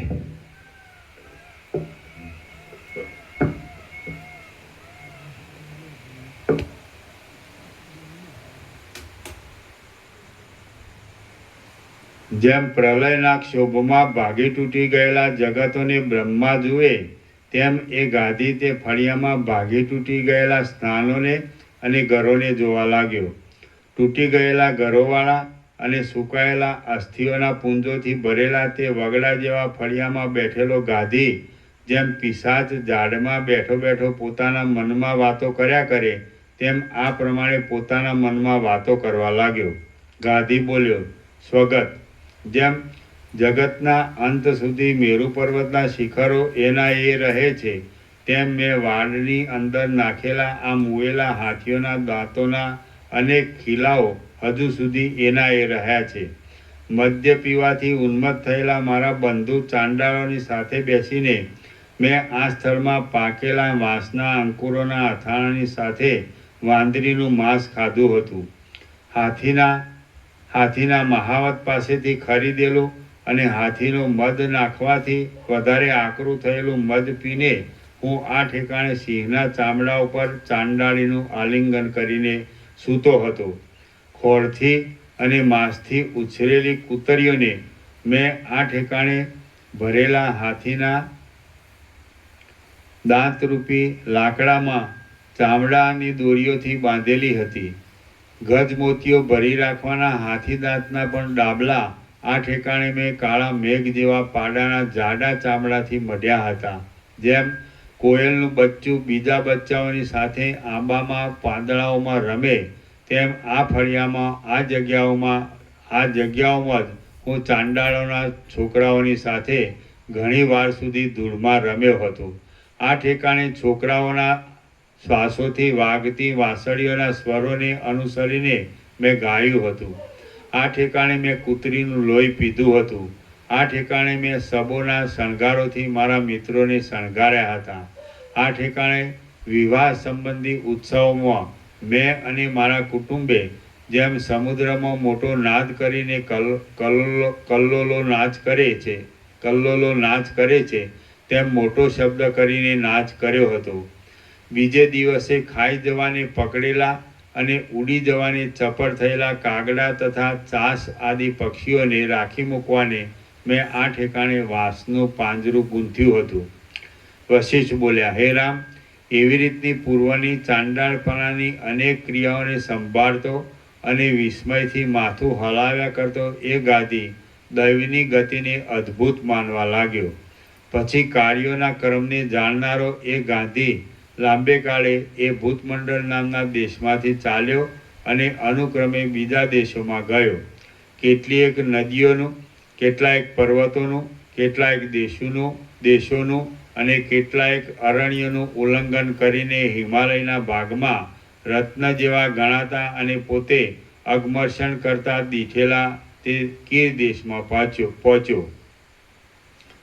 જેમ જગતમાં ફરવાથી ખેદ પામેલા નારદ મુનિ સ્વર્ગલોકમાં જાય તેમ ઘણા દેશોમાં ફરવાથી ખેદ પામેલો એ ગાદી પહાડ જેવા ઊંચા ઘરોવાળી કીર દેશની રાજધાનીમાં ગયો. ત્યાં જઈ એ નગરોમાં પોતે અનુભવેલા, પોતે જોયેલા અને પોતે સેવેલા સ્થાનકોને જોયા કરતો એ ગાદી ત્યાંના એક માણસને કાળજીથી નીચે પ્રમાણે પૂછવા લાગ્યો.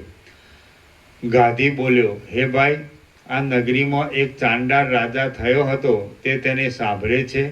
જો એ વાત તારા જાણવામાં હોય તો અનુક્રમથી સાચી મને કહી સંભળાવ.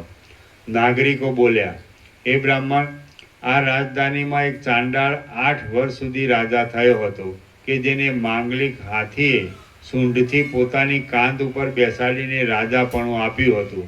અંતે એ ચાંડાળ લોકોના જાણવામાં આવી જતા અગ્નિમાં પેઠો હતો. એ તપસ્વી, એ વાતને આજ 12 વર્ષ વીતી ગયા છે.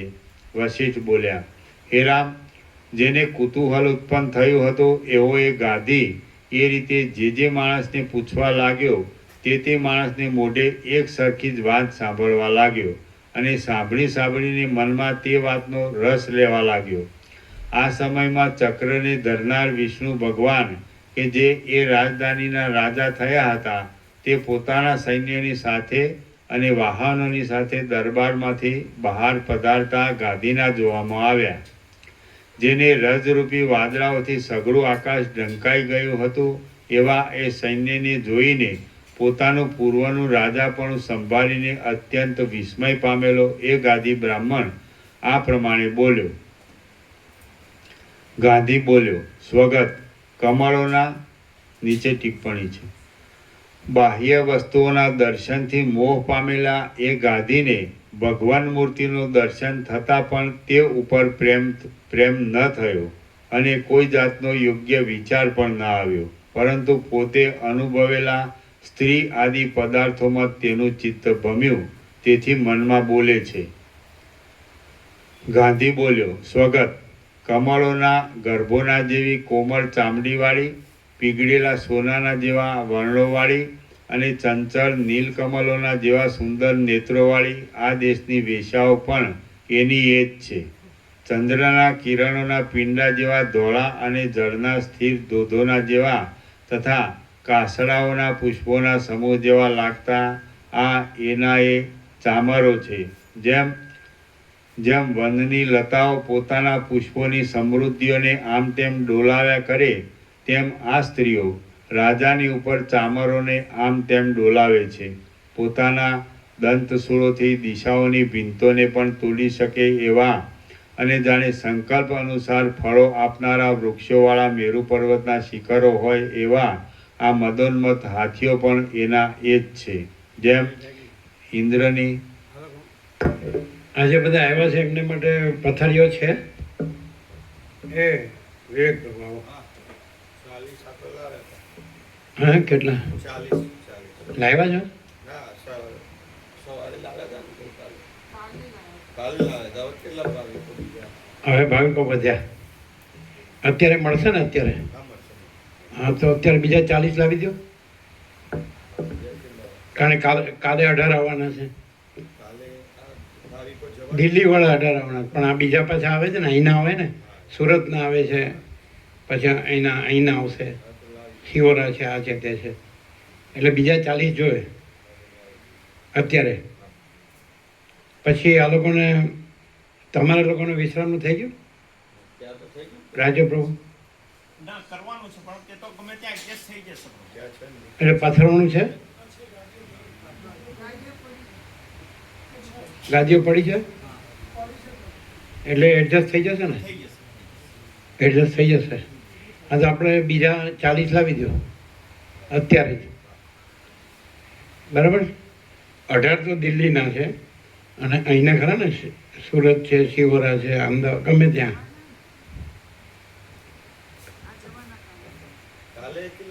શું છે?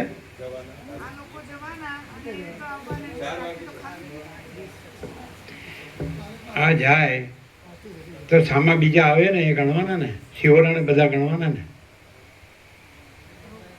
કાલ પૂરતું સાંભળો, કાલ પૂરતા આપણે અત્યારે લાવી દો 40, બરાબર? કેમ ન જોવે? બીજું, આ લોકો જવાના, એ નીકળે પહેલાં બપોરે તો વિશ્રામ કરવાના કે નહીં? તો પહેલાં આવે એને પણ વિશ્રામ જોવે કે નહીં? આ થોડું અડધું છે. શું સમજ્યા? આ લોકો સાંજે નીકળવાના કે નહીં? એટલે બપોરે જમીને વિશ્રામ થોડો કરવાના કે નહીં? તો પહેલાં આવ્યો હોય એને વિશ્રામ જોવે કે નહીં? આવું ઠેકાણું નથી.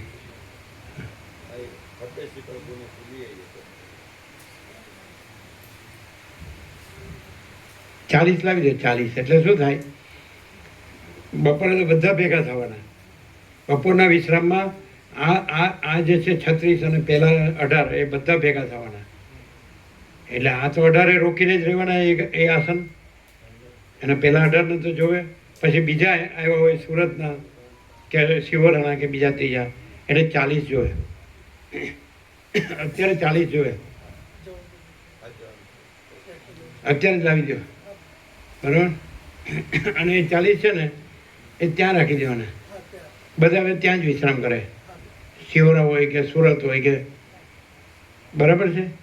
તમે એડજસ્ટ થવાનો તો થઈ જાઓ, કાંઈ વાંધો નહીં. આજ સુધીના એડજસ્ટ થઈ શકે તો ભલે, છે ને, એટલા આસન તો હશે ને, છે ને, બરાબર. હવે બધી ત્યાં જ રાખો 40.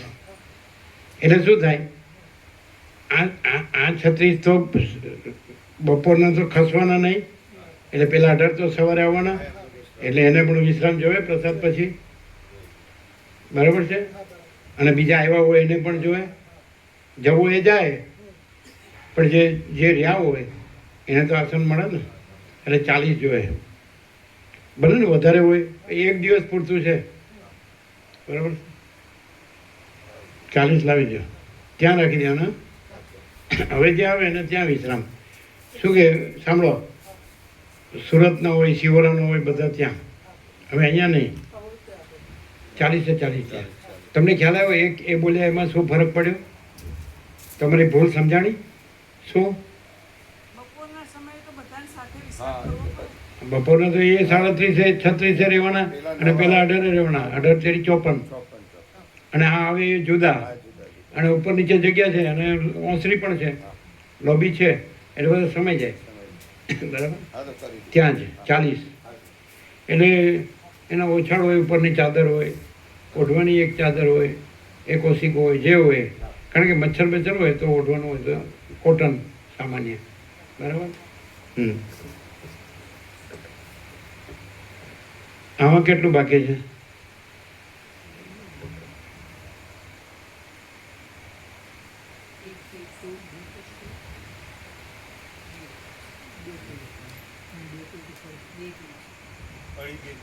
हाँ तो सवार ले इसमें हिंदी में बता देते हैं.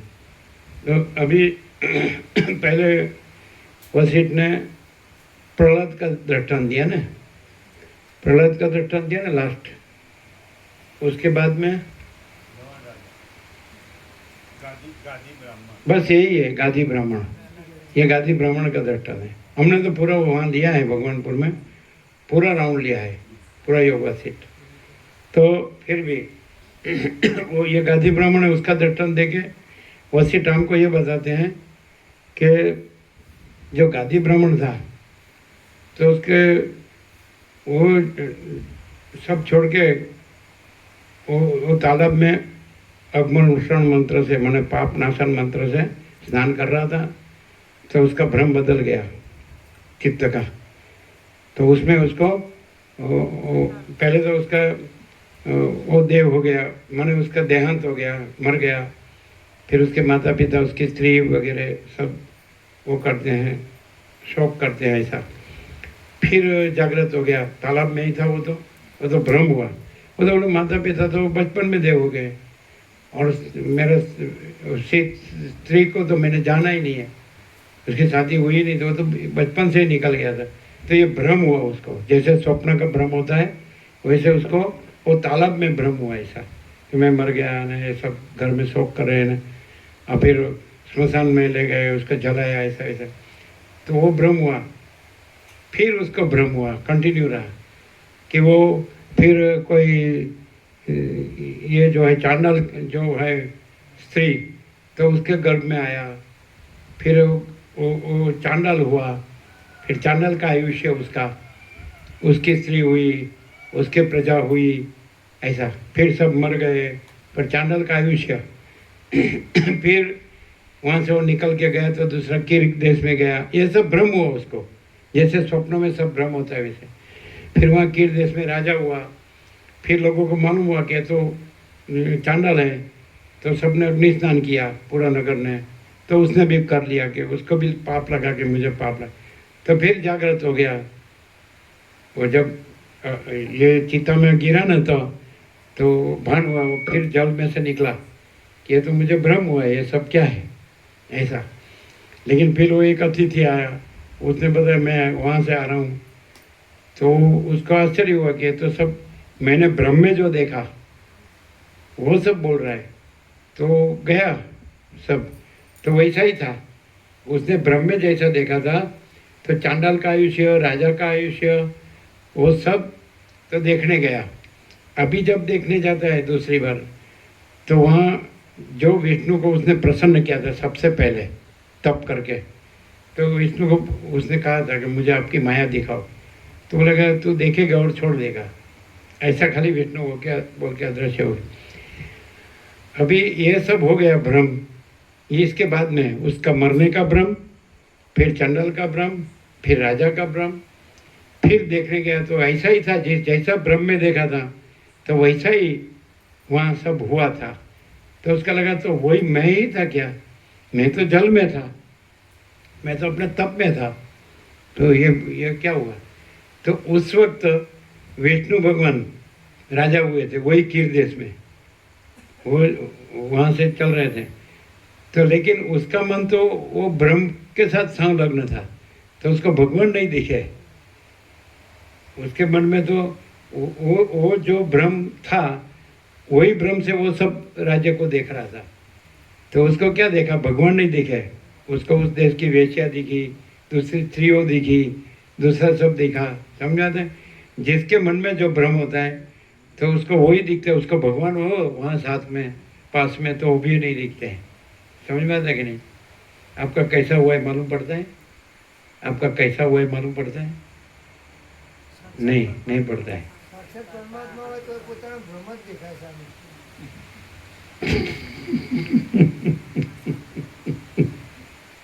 अच्छा समझ में आया क्या। हाँ, तो फिर क्या हुआ कि वो भगवान थे हाथी पर, और उसका है ना सब श्रृंगार रही है वैसे सब उसको है ना। तो उसको भगवान नहीं दिखा, वहाँ भगवान राजा हुए थे। तो उसको तो वो अपने भ्रम में जो हुआ था, जो पहले मर गया वो भ्रम, फिर चांडाल हुआ वो भ्रम, फिर राजा हुआ, फिर पूरा नगर ने पश्चाताप किया, अपना प्रायश्चित किया, वो सब जल गए वो भ्रम।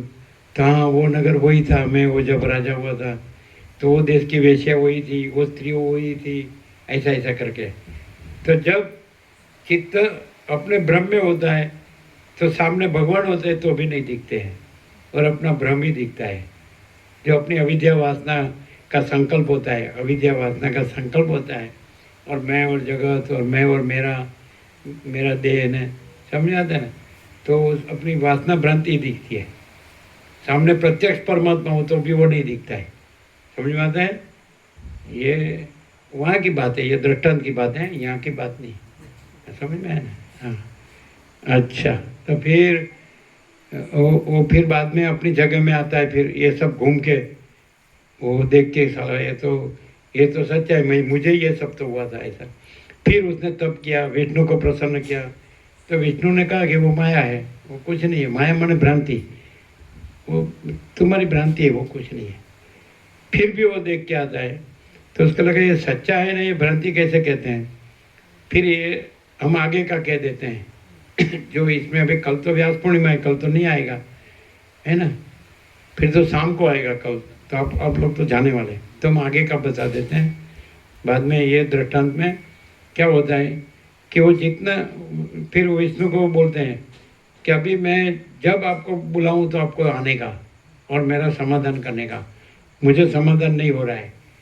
वो मैं मर गए थे, वो तो भ्रांति है, वो तो मैं जाना, क्योंकि माता पिता तो बचपन में मर गए थे और स्त्री तो हुई ही नहीं थी, तो वो सब तो भ्रांति थी। लेकिन मैं चंडाल, वो गांव में गया तो चंडाल में जैसा मैं था और जैसा सब हुआ था तो वैसा ही मैंने सुना वहाँ।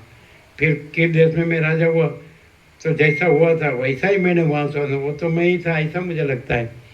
तो विष्णु बोले नहीं तू तो ये ब्राह्मण ही है, वो चंडाल भी दूसरा था, वो कीर देश भी दूसरा। तो कि वो अतिथि आया ना, उसने बताया ना कि मैं वहाँ से आ रहा हूँ, तो मैंने प्रायश्चित किया और व्रत सब किया, इसलिए मैं दुबला हो गया हूँ। तो वो विष्णु बोले वो अतिथि भी माया थी, वो भी सच्चा नहीं था, वो भी तेरी भ्रांति थी, वो कोई अतिथि बतिथि आया नहीं, और चंडाल भी तू नहीं है। वो चंडाल दूसरा था, तो ये गादी ब्राह्मण ही है, तो ब्राह्मण ही है, तो चंडाल नहीं है, विष्णु बोलते हैं। लेकिन बोले मुझे शांति नहीं होती, मुझे तो मैं वो चंडाल हुआ था, मैं वो किस देश का राजा हुआ था, फिर सबने मुझे त्याग दिया चंडाल जान के, फिर सबने अग्नि स्नान किया पूरा नगर ने, मैंने भी किया, तो मुझे सब हुआ है ऐसा मुझे लगता है। तो विष्णु बोले नहीं, तू ये ब्राह्मण ही है।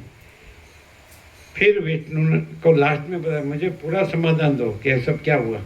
तो बोला तू ये ब्राह्मण ही है, वो चंडाल दूसरा था, मैंने तेरे मन को, भगवान क्या बोले, ईश्वर क्या बोले, मैंने तेरे मन को, वो दूसरा चंडाल था उसके मन के साथ तेरे मन को एक कर दिया, इसलिए तुझे ऐसा लगा कि मैं वो चांडाल और मुझे ये सब हुआ है। तो ये माया कैसी है कि जब आपका मन आप किसी भी से जोड़ते हैं तो आपको सब उसको जो होता है, तो जैसे आप वो हो गए हो और आपको वो सब होता है ऐसा लगता है। समझ में आया क्या? विष्णु ने क्या लास्ट बहुत वो बोला ना, बारंबार विष्णु आए, जितना बुलाया तो उस विष्णु कबूल किया था कि तुम बुलाओगे उतने दफे मैं आऊँगा। तो विष्णु आए तो उसको शांति नहीं होती थी कि मैं ही वो चांडाल था, मैं ही वो राजा हुआ था, ऐसा वैसा। तो विष्णु ने कहा तो ये ब्राह्मण ही है, गादी ब्राह्मण ही है, वो चांडाल दूसरा है, तेरे मन को मैंने उसके मन के साथ एक कर दिया, तो तुझे ऐसा लगा मैं वो चांडाल हूँ और मुझे ये सब हुआ है, वो उसको ही हुआ है, वही वो चांडाल था, वो तो तुम नहीं, तुम तो ये ब्राह्मण ही है। तुम तप करो और तुम परम पद की प्राप्ति करो। समझ में आया? तो फिर जिसमें जन्म मरण और संसार का भ्रम नहीं है, तो ऐसा परम चिदाकाश परम पद पूर्ण विश्रांति जो राम चाहते हैं, तो तुम वो परम पद पूर्ण विश्रांति प्राप्त करो तप करके। फिर वो तप के लिए चला गया, उसको समाधान हो गया कि मैं तो एक आदि ब्राह्मण ही हूँ, मैं वो चंडाल नहीं था। वो समाधान हो गया कि वो तो विष्णु ने बता दिया ना कि तेरे मन को उसके मन के साथ एक करने से क्या हो गया कि वो मैं हूँ, ऐसा हो गया। समझ में आता है ना? तो ऐसे मन को किसी के साथ जोड़ने से मैं वो हूँ ऐसा हो जाता है, और उसको होता है वो मुझे हो रहा है ऐसा होता है। तो ये अपने को क्लियर होना है कि अपना मन ही सच्चा नहीं है, तो दूसरे के मन के साथ जोड़ के तो वो मैं हूँ करके उसका सब संसार का भ्रम, जन्म मरण सुख दुख का भ्रम, मैं तो मेरा का राग द्वेष का भ्रम, वो सब अपना है ऐसा भ्रम में पड़ने की जरूरत नहीं। अपना मन का भ्रम दूसरे के मन के भ्रम के साथ जोड़ के वो मैं हूँ ऐसा होके उसको जो होता है मुझे होता है ऐसा भ्रम में पड़ने की जरूरत नहीं। अपना मन का भ्रम ही नहीं है तो दूसरे का मन का भ्रम तो होगा ही कहाँ से? फिर उसको जो उसके साथ जोड़ने का वो तो होगा ही कहाँ से? फिर उसको जो होता है वो सब मुझे होता है ऐसा तो होगा ही कहाँ से?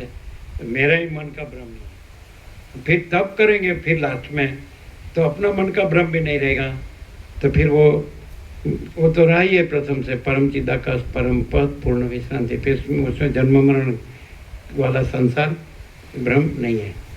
तब से अपना मन का भ्रम भी उसका निर्वाण, उपशम और निर्वाण, ये उपशम प्रकरण है, बाद में निर्वाण प्रकरण है, तो फिर उसको भ्रम भी नहीं रहता है।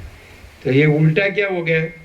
अपना मन का भ्रम भी रखने का, दूसरे का मन का भ्रम के साथ भी अपना मन का भ्रम जोड़ने का, फिर वो अपने को मानने का, उसको होता है अपने को होता है मानने का, ऐसे जन्म मरण, मैं तो मेरा तेरा, राग द्वेष सुख दुख, ये भेदा भेद, वो चक्कर में, ये संसार भ्रम के चक्कर में भमते रहेगा। लेकिन फिर जब उसको विवेक प्राप्त होता है, ऐसा जैसे भी विष्णु से के ज्ञान प्राप्त होता है, तो वो जानता है कि अपने मन का भ्रम ही सच्चा नहीं है, तो फिर दूसरे का मन का भ्रम तो कहाँ से सच्चा होगा? फिर अपना खोटा मन का भ्रम दूसरे का खोटा मन का भ्रम के साथ जोड़ के अपने को वो मानना और उसको जो होता है सब अपनों को होता है ऐसा मानना, तो ये भ्रम खोटा है। फिर अपना जो है माने सबका जो है, जो आप बोलते हैं, आप उसको जो बोलते हैं परम चिदाकाश परम ज्योति अखंड ज्योति, तो फिर जैसे अनंत महासागर का तरंग वो तरंग रूप में भ्रमित रहता था, वो तरंग अपने अनंत महासागर में फिर वापस आता है और फिर उसमें समा जाता है। फिर अपना अनंत संपूर्ण महाचिदाकाश महासागर जो है मूल, वो जो है तो पूर्ण रहता है। फिर जन्म मरण संसार का भ्रम नहीं होता है। मन का भ्रम बाहर आने से फिर ये सब दिखता है, सब अनंत जीव जगत, दृष्टा दृश्य, जन्म मरण, सुख दुख, ये सब समझ में आता है। मैं दूसरा, मेरा दूसरा। फिर ये ज्ञान होने से फिर ये तो अनंत संपूर्ण महाचिदाकाश महासागर है और ये सब जीव जगत तरंग है ही नहीं, ये जन्म मरण सुख दुख ये तरंग है ही नहीं, ये भ्रम है ही नहीं। तो अपना परम पद पूर्ण विश्रांति, फिर उसको ये संसार भ्रम में आना नहीं पड़ता है, उसका मोक्ष बोलते हैं या परम पद की प्राप्ति जो है वो। माने सबका जो महाचिदाकाश हमारा शुद्ध स्वरूप है, महाचिदाकाश हमारा शुद्ध स्वरूप है। तो हमारा शुद्ध स्वरूप तो रहा ही है, परमात्मा प्रथम से रहा है, नया आता नहीं। मात्र ये भ्रम हुआ है तो ये वसिष्ठ प्रकाश से, शब्द बुद्धि से नहीं, प्रकाश से सुनने का। वसिष्ठ प्रकाश सरल श्रवण अखंड पूर्ण तत्वबोध से कि भाई ये मन का भ्रम न, मैं का भ्रम न, देह का भ्रम न, जगत का भ्रम न, मैं मेरा का भ्रम न, जन्म मरण का भ्रम न, सुख दुख का भ्रम न, और अपना मन का भ्रम को दूसरे का मन का भ्रम साथ के जोड़ने का भ्रम न, फिर वो मैं हूँ का भ्रम न, उसको जो होता है मुझे होता है भ्रम न, ये कुछ नहीं है। और फिर ये अनंत संपूर्ण महाचिदाकाश महासागर जो है सो है तो पूर्ण है, उसमें कोई जन्म का भ्रम है ही नहीं, संसार का जन्म मरण का भ्रम है ही नहीं। तो इसलिए वशिष्ठ कहते हैं दुख तीन काल में नहीं है, ये मेरा आखिरी उपदेश है। क्योंकि फिर तो वो कैसा है, तो अनंत प्रकाश, अनंत आनंद, अनंत शांति, परम चिदाकाश, परम ज्योति, अखंड ज्योति, ये केवल स्वरूप है, ये स्वरूप नहीं है, ये भ्रम है। तो जैसे स्वप्न में स्वप्न पुरुष होता है और उसका स्वप्न संसार होता है, वैसे ये भी स्वप्न पुरुष है, ये भी उसका स्वप्न जगत है, समझ आता है। लेकिन जब ज्ञान होता है, जागृत होता है, तो परम चिदाकाश, परम ज्योति, अखंड ज्योति है, और अनंत प्रकाश, अनंत आनंद, अनंत शांति है। और ये स्वप्न नहीं है, ये स्वप्न पुरुष भी नहीं है, और ये जगत स्वप्न भी नहीं है, और कोई जन्म का भ्रम भी नहीं है। तो उसके साथ आता है वो सारा ये सब अस्त व्यस्त, ये भ्रम भी नहीं है। जैसे सरस्वती ने लीला को कहा कि संसार क्या है, असत, असर और दुख, मिथ्या और नाशवंत, और स्वप्न जैसा और मृग तृष्णा के जल जैसा ये संसार। असत, असर, दुख, मिथ्या, नाशवंत और स्वप्न जैसा, मृग तृष्णा के जल जैसा, ये कुछ नहीं है, सत्य नहीं है। और महाचिदाकाश, स्वयं प्रकाश, संपूर्ण प्रकाश, ये परम चिदाकाश, परम सत्य, परम तत्व। तो वो तेज में तेज, परम चिदाकाश तेज में तेज, ज्योति में ज्योति। तो उसमें क्या है, तो परम प्रकाश, परम आनंद, परम शांति। उसमें जन्म का भ्रम, संसार का भ्रम हुआ नहीं, है नहीं, होगा नहीं, होता नहीं। क्लियर हो गया सबको? मन को भ्रम को रख के ये संसार का भ्रम होता है, और परमात्मा का ज्ञान होने से मन का भ्रम भी नहीं है, संसार का भ्रम नहीं है, और फिर परम पद पूर्ण विश्रांति है। फिर ये संसार भ्रम में आना नहीं पड़ता है, मोक्ष होता है, मुक्त। क्लियर हो गया? हाँ, तभी प्रसाद दे दो। हाँ,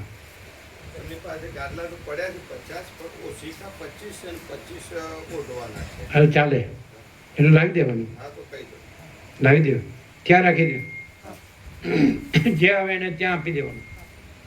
क्लियर हुआ आप लोग को? सुना बराबर? क्लियर? ये गादी ब्राह्मण तो वो गादी ब्राह्मण भी नहीं है, वो भी मन से है।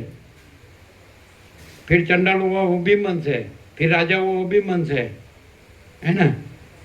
फिर विष्णु है वो भी मन से है, मैं ये गादी ब्राह्मण हूँ ये भी मन से, ये जगत है ये भी मन से, फिर तप से, ज्ञान से, फिर अनुभव से, फिर परम चिदाकाश, परम ज्योति, अखंड ज्योति है, और कुछ हुआ नहीं, है नहीं, होगा नहीं, होता नहीं। ये सब मन का खेल है, ये सब सारा समझ जाता है। माया, संसार, मैं, जगत, मैं, मेरा, जन्म, मृत्यु, सुख, ये मन नहीं है, मन का खेल नहीं है। और सारा परम चिदाकाश, परम ज्योति, अखंड ज्योति, परम चिदाकाश परम पद पूर्ण विश्रांति। फिर जन्म मरण नहीं है, संसार नहीं है, फिर पुनर्जन्म नहीं है, फिर संसार के भ्रम में आना पड़ता नहीं है। ये पूर्ण ज्ञान होता है तो पूर्ण परमात्मा ही रहा है, और ये मन का भ्रम और संसार का भ्रम हुआ नहीं, है नहीं, होगा नहीं, होता नहीं। फिर संसार के भ्रम में ये दुख में आना नहीं पड़ता है, मुक्त हो जाता है। क्लियर है? प्रसाद है। हाँ देव, क्लियर हुआ? किसी को पूछना है तो पूछ सकते हैं, क्योंकि फिर कल तो आप दोपहर को शाम को चले जाएंगे, फिर हमारा तो आगे शाम को चलेगा, लेकिन आपको पहले से बता दिया। आपको क्लियर हो गया? हिंदी में, हिंदी भाषी को क्लियर हो गया? गुजराती में पढ़ा तो हिंदी में, ये तो आगे पढ़ने के बाकी वो पहले से बता दिया सब, कि ये संसार भ्रम में आ गए तो पहले मन का भ्रम होता है, उसी को माया कहते हैं, अज्ञान कहते हैं। तो ये पूर्ण ज्ञान होता है परमात्मा का। तो फिर ये माया का भ्रम, मन का भ्रम, संसार का भ्रम, ये कुछ नहीं है। ये देह का भ्रम, दृश्य का भ्रम, जीव जगत का भ्रम, दृष्टा दृश्य का भ्रम, सुख दुख का भ्रम, मैं दूसरा, मेरा दूसरे का, बड़ा छोटा, भला बुरा, भेदा भेद, ये कुछ नहीं है। जैसे आकाश में ये सब दिखता है, लेकिन आकाश ही है, आकाश में ये सब कुछ नहीं है। वैसे ये आकाश से भी बड़ा सारा, समझ में आता है कि नहीं? तो अनंत प्रकाश है कि नहीं? आकाश से भी बड़ा अनंत प्रकाश है, आकाश से भी बड़ा चैतन्य प्रकाश है, आकाश से भी बड़ा केवल प्रकाश है। उसमें ये आकाश का भ्रम भी नहीं है, और आकाश में ये पूरा संसार का भ्रम भी नहीं है, और सारा का सारा पूरा ये महाचिदाकाश, स्वयं प्रकाश, संपूर्ण प्रकाश, यही सब कुछ है, इसके सिवा कुछ नहीं। तो महासागर, अनंत संपूर्ण महाचिदाकाश महासागर ये है, और जल का हिलना डुलना भी नहीं है, वो आभास है। और जो लहर है, उत्पत्ति स्थिति लय, वो भी आभास है, वो कुछ नहीं है, और अनंत महासागर ही है। ठीक है? अनंत संपूर्ण महाचिदाकाश महासागर ही है, तो जल का हिलना डुलना भी नहीं है, और अनंत तरंग जो है उसका उत्पत्ति स्थिति लय भी नहीं है, वो भी आभास मात्र है, और अनंत महासागर है। वैसे अनंत संपूर्ण महाचिदाकाश महासागर ही है, तो ये हिलना डुलना वो भ्रम है, कल्पना है, वो कुछ नहीं। और हिलने डुलने से सृष्टि स्थिति प्रलय, ये भी भ्रम है। जैसे लहर है, तरंग है, तो वैसा ये संसार है, संसार रूपी तरंग है, उसका उत्पत्ति स्थिति ये भी नहीं है। और अनंत संपूर्ण महाचिदाकाश महासागर, तो पूर्णमदः पूर्णमिदं, तो अनंत सदा पूर्ण है कि नहीं? अखंड सच्चिदानंद है ना, सत चैतन्य आनंद। सत माने अनंत सर्वव्यापी परिपूर्ण परम अस्तित्व। परमात्मा परब्रह्म कैसा है? अनंत सर्वव्यापी परिपूर्ण परम चैतन्य, अनंत सर्वव्यापी परिपूर्ण परम आनंद। तो अनंत प्रकाश, अनंत आनंद, अनंत शांति, ये परब्रह्म परमात्मा, ये हमारा शुद्ध स्वरूप है। महाचिदाकाश हमारा शुद्ध स्वरूप है, ये हमारा स्वरूप नहीं है। ये माया का भ्रम है, मन का भ्रम है। समझ में आता है? ये नहीं है। फिर ये ज्ञान पूर्ण हो गया, इसमें लगे रहेंगे, और ज्ञान पक्का हो गया, पूर्ण हो गया, तो ये भ्रम नहीं रहेगा। तो फिर ये संसार के भ्रम में आना नहीं पड़ेगा, ये जन्म मरण सुख दुख में आना। और फिर परम पद पूर्ण विश्रांति, और सदा की पर ब्रह्म की, परमात्मा की परम शांति ही रही है, वही रहेगी।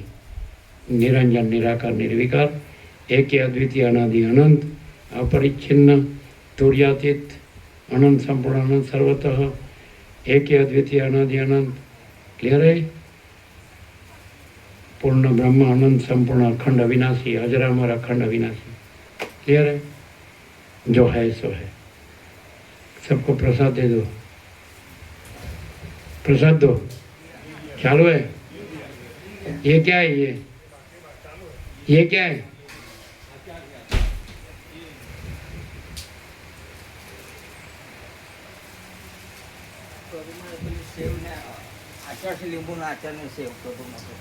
सत्या नहीं है, मानव।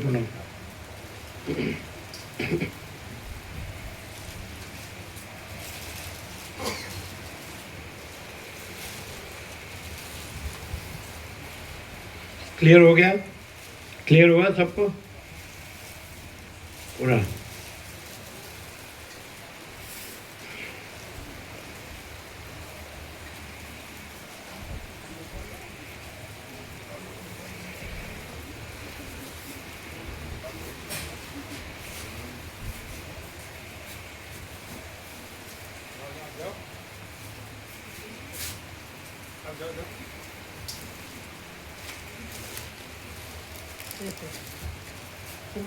ये लिखता हूँ तो क्या लिखने का है?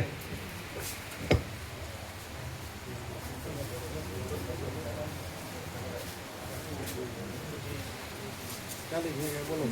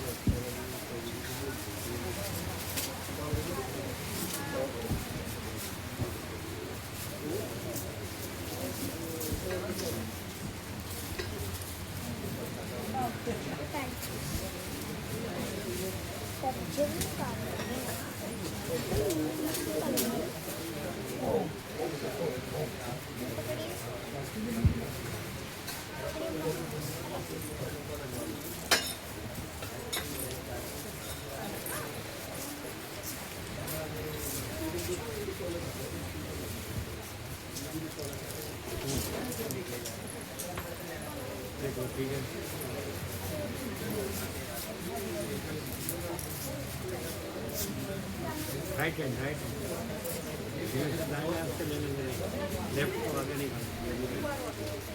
ये बराबर है।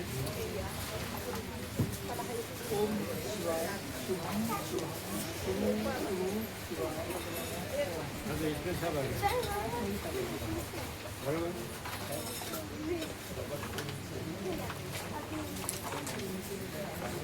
चलेगा ना?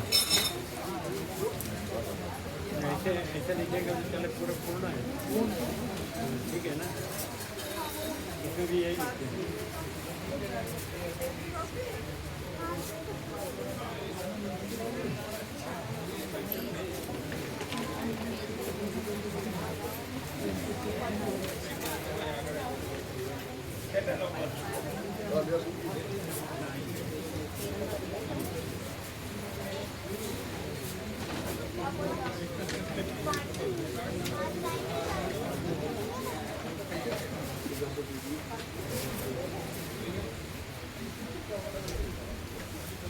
ये ठीक है,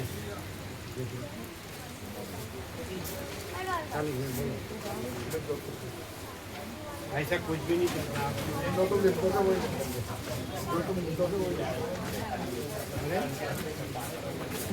ये पूर्ण है, समझ में आया ना? इसमें आ गया सर, यही लिखेंगे। जौन सा भी आप लिख दोगे वही लिख देंगे। जौन सा भी आप लिखोगे वही लिख देंगे। क्या कहते हैं? ये कह रहे हैं गुरु जी जो भी आप कहोगे वही लिखूंगा, वही मेरे लिए पर्याप्त बिल्कुल आप किसको मानते हैं वो लिखेंगे? नहीं, जिसका भी हम सबको मानते हैं, आप जो लिख दोगे वही लिख देंगे। जो बोलो तो चलेगा क्या? हम जो लिखेंगे हाँ, वही चलेगा, वही चलेगा। आप दूसरा कुछ मानते होगे तो? नहीं नहीं, हम आपको ही मानते हैं बस। हम तो है ही नहीं।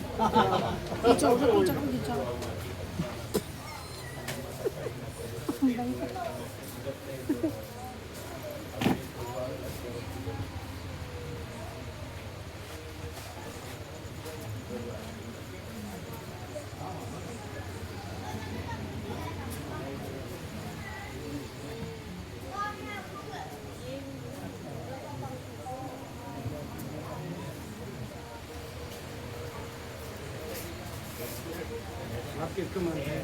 सबको मानते हैं, आप जो मानते हैं, आप जो लिखो आपके सर्वोपरि आप हैं। देख लेना बराबर है। आज बराबर है। देख लेना बराबर है। चलेगा हाँ जी परम चिदाभास परम ज्योति अखंड ज्योति यही चलेगा? सब कुछ है, यही सब कुछ है, इसके सिवा कुछ नहीं है। चलेगा चलेगा बिल्कुल यही चलेगा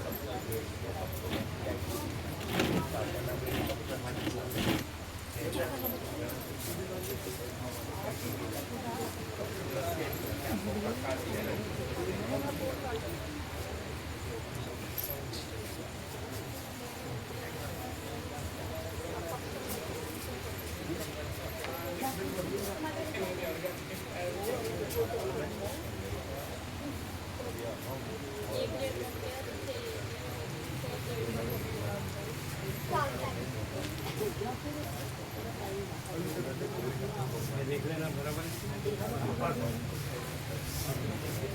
बराबर पेन किसका है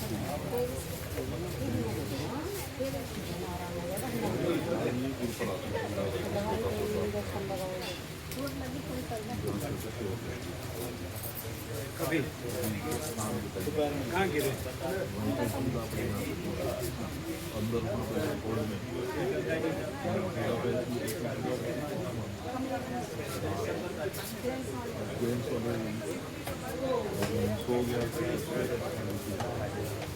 मिट्टी में कहाँ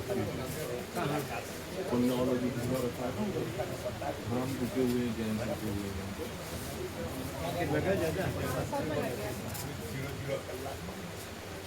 आयोडेट कैसा है आयोडेट लगा जी बराबर फर्क पड़ा आयोडेट से चालू रखना है आयोडेट नहीं खाना दुख रहा है ज़्यादा दुख रहा है कहाँ गए कोई इंजेक्शन लेना है क्या चालू ठीक है दूसरा कोई मैं वो नहीं बोल रही था तो डॉक्टर अपना अनुभवी है डॉक्टर है वो ऐसे भी सही है कोई नहीं तो डॉक्टर 44 साल पुराना डॉक्टर है ले जाने का है नहीं कोई दिक्कत नहीं है, वो साथ में है ना बच्चा था आप देख लेना यहाँ लगी हुई थी सोजा हुआ है क्या सोजा नहीं हल्का सा कैसे गिरा सोता गिर गया, झूला पे सो गया। ऐसा सोना नहीं चाहिए ना झूला पे नहीं सोना चाहिए जो स्थिर आसन हो उस पर सोना चाहिए हम इस पर नहीं सोते हैं इस पर तो बैठना है ज़्यादा है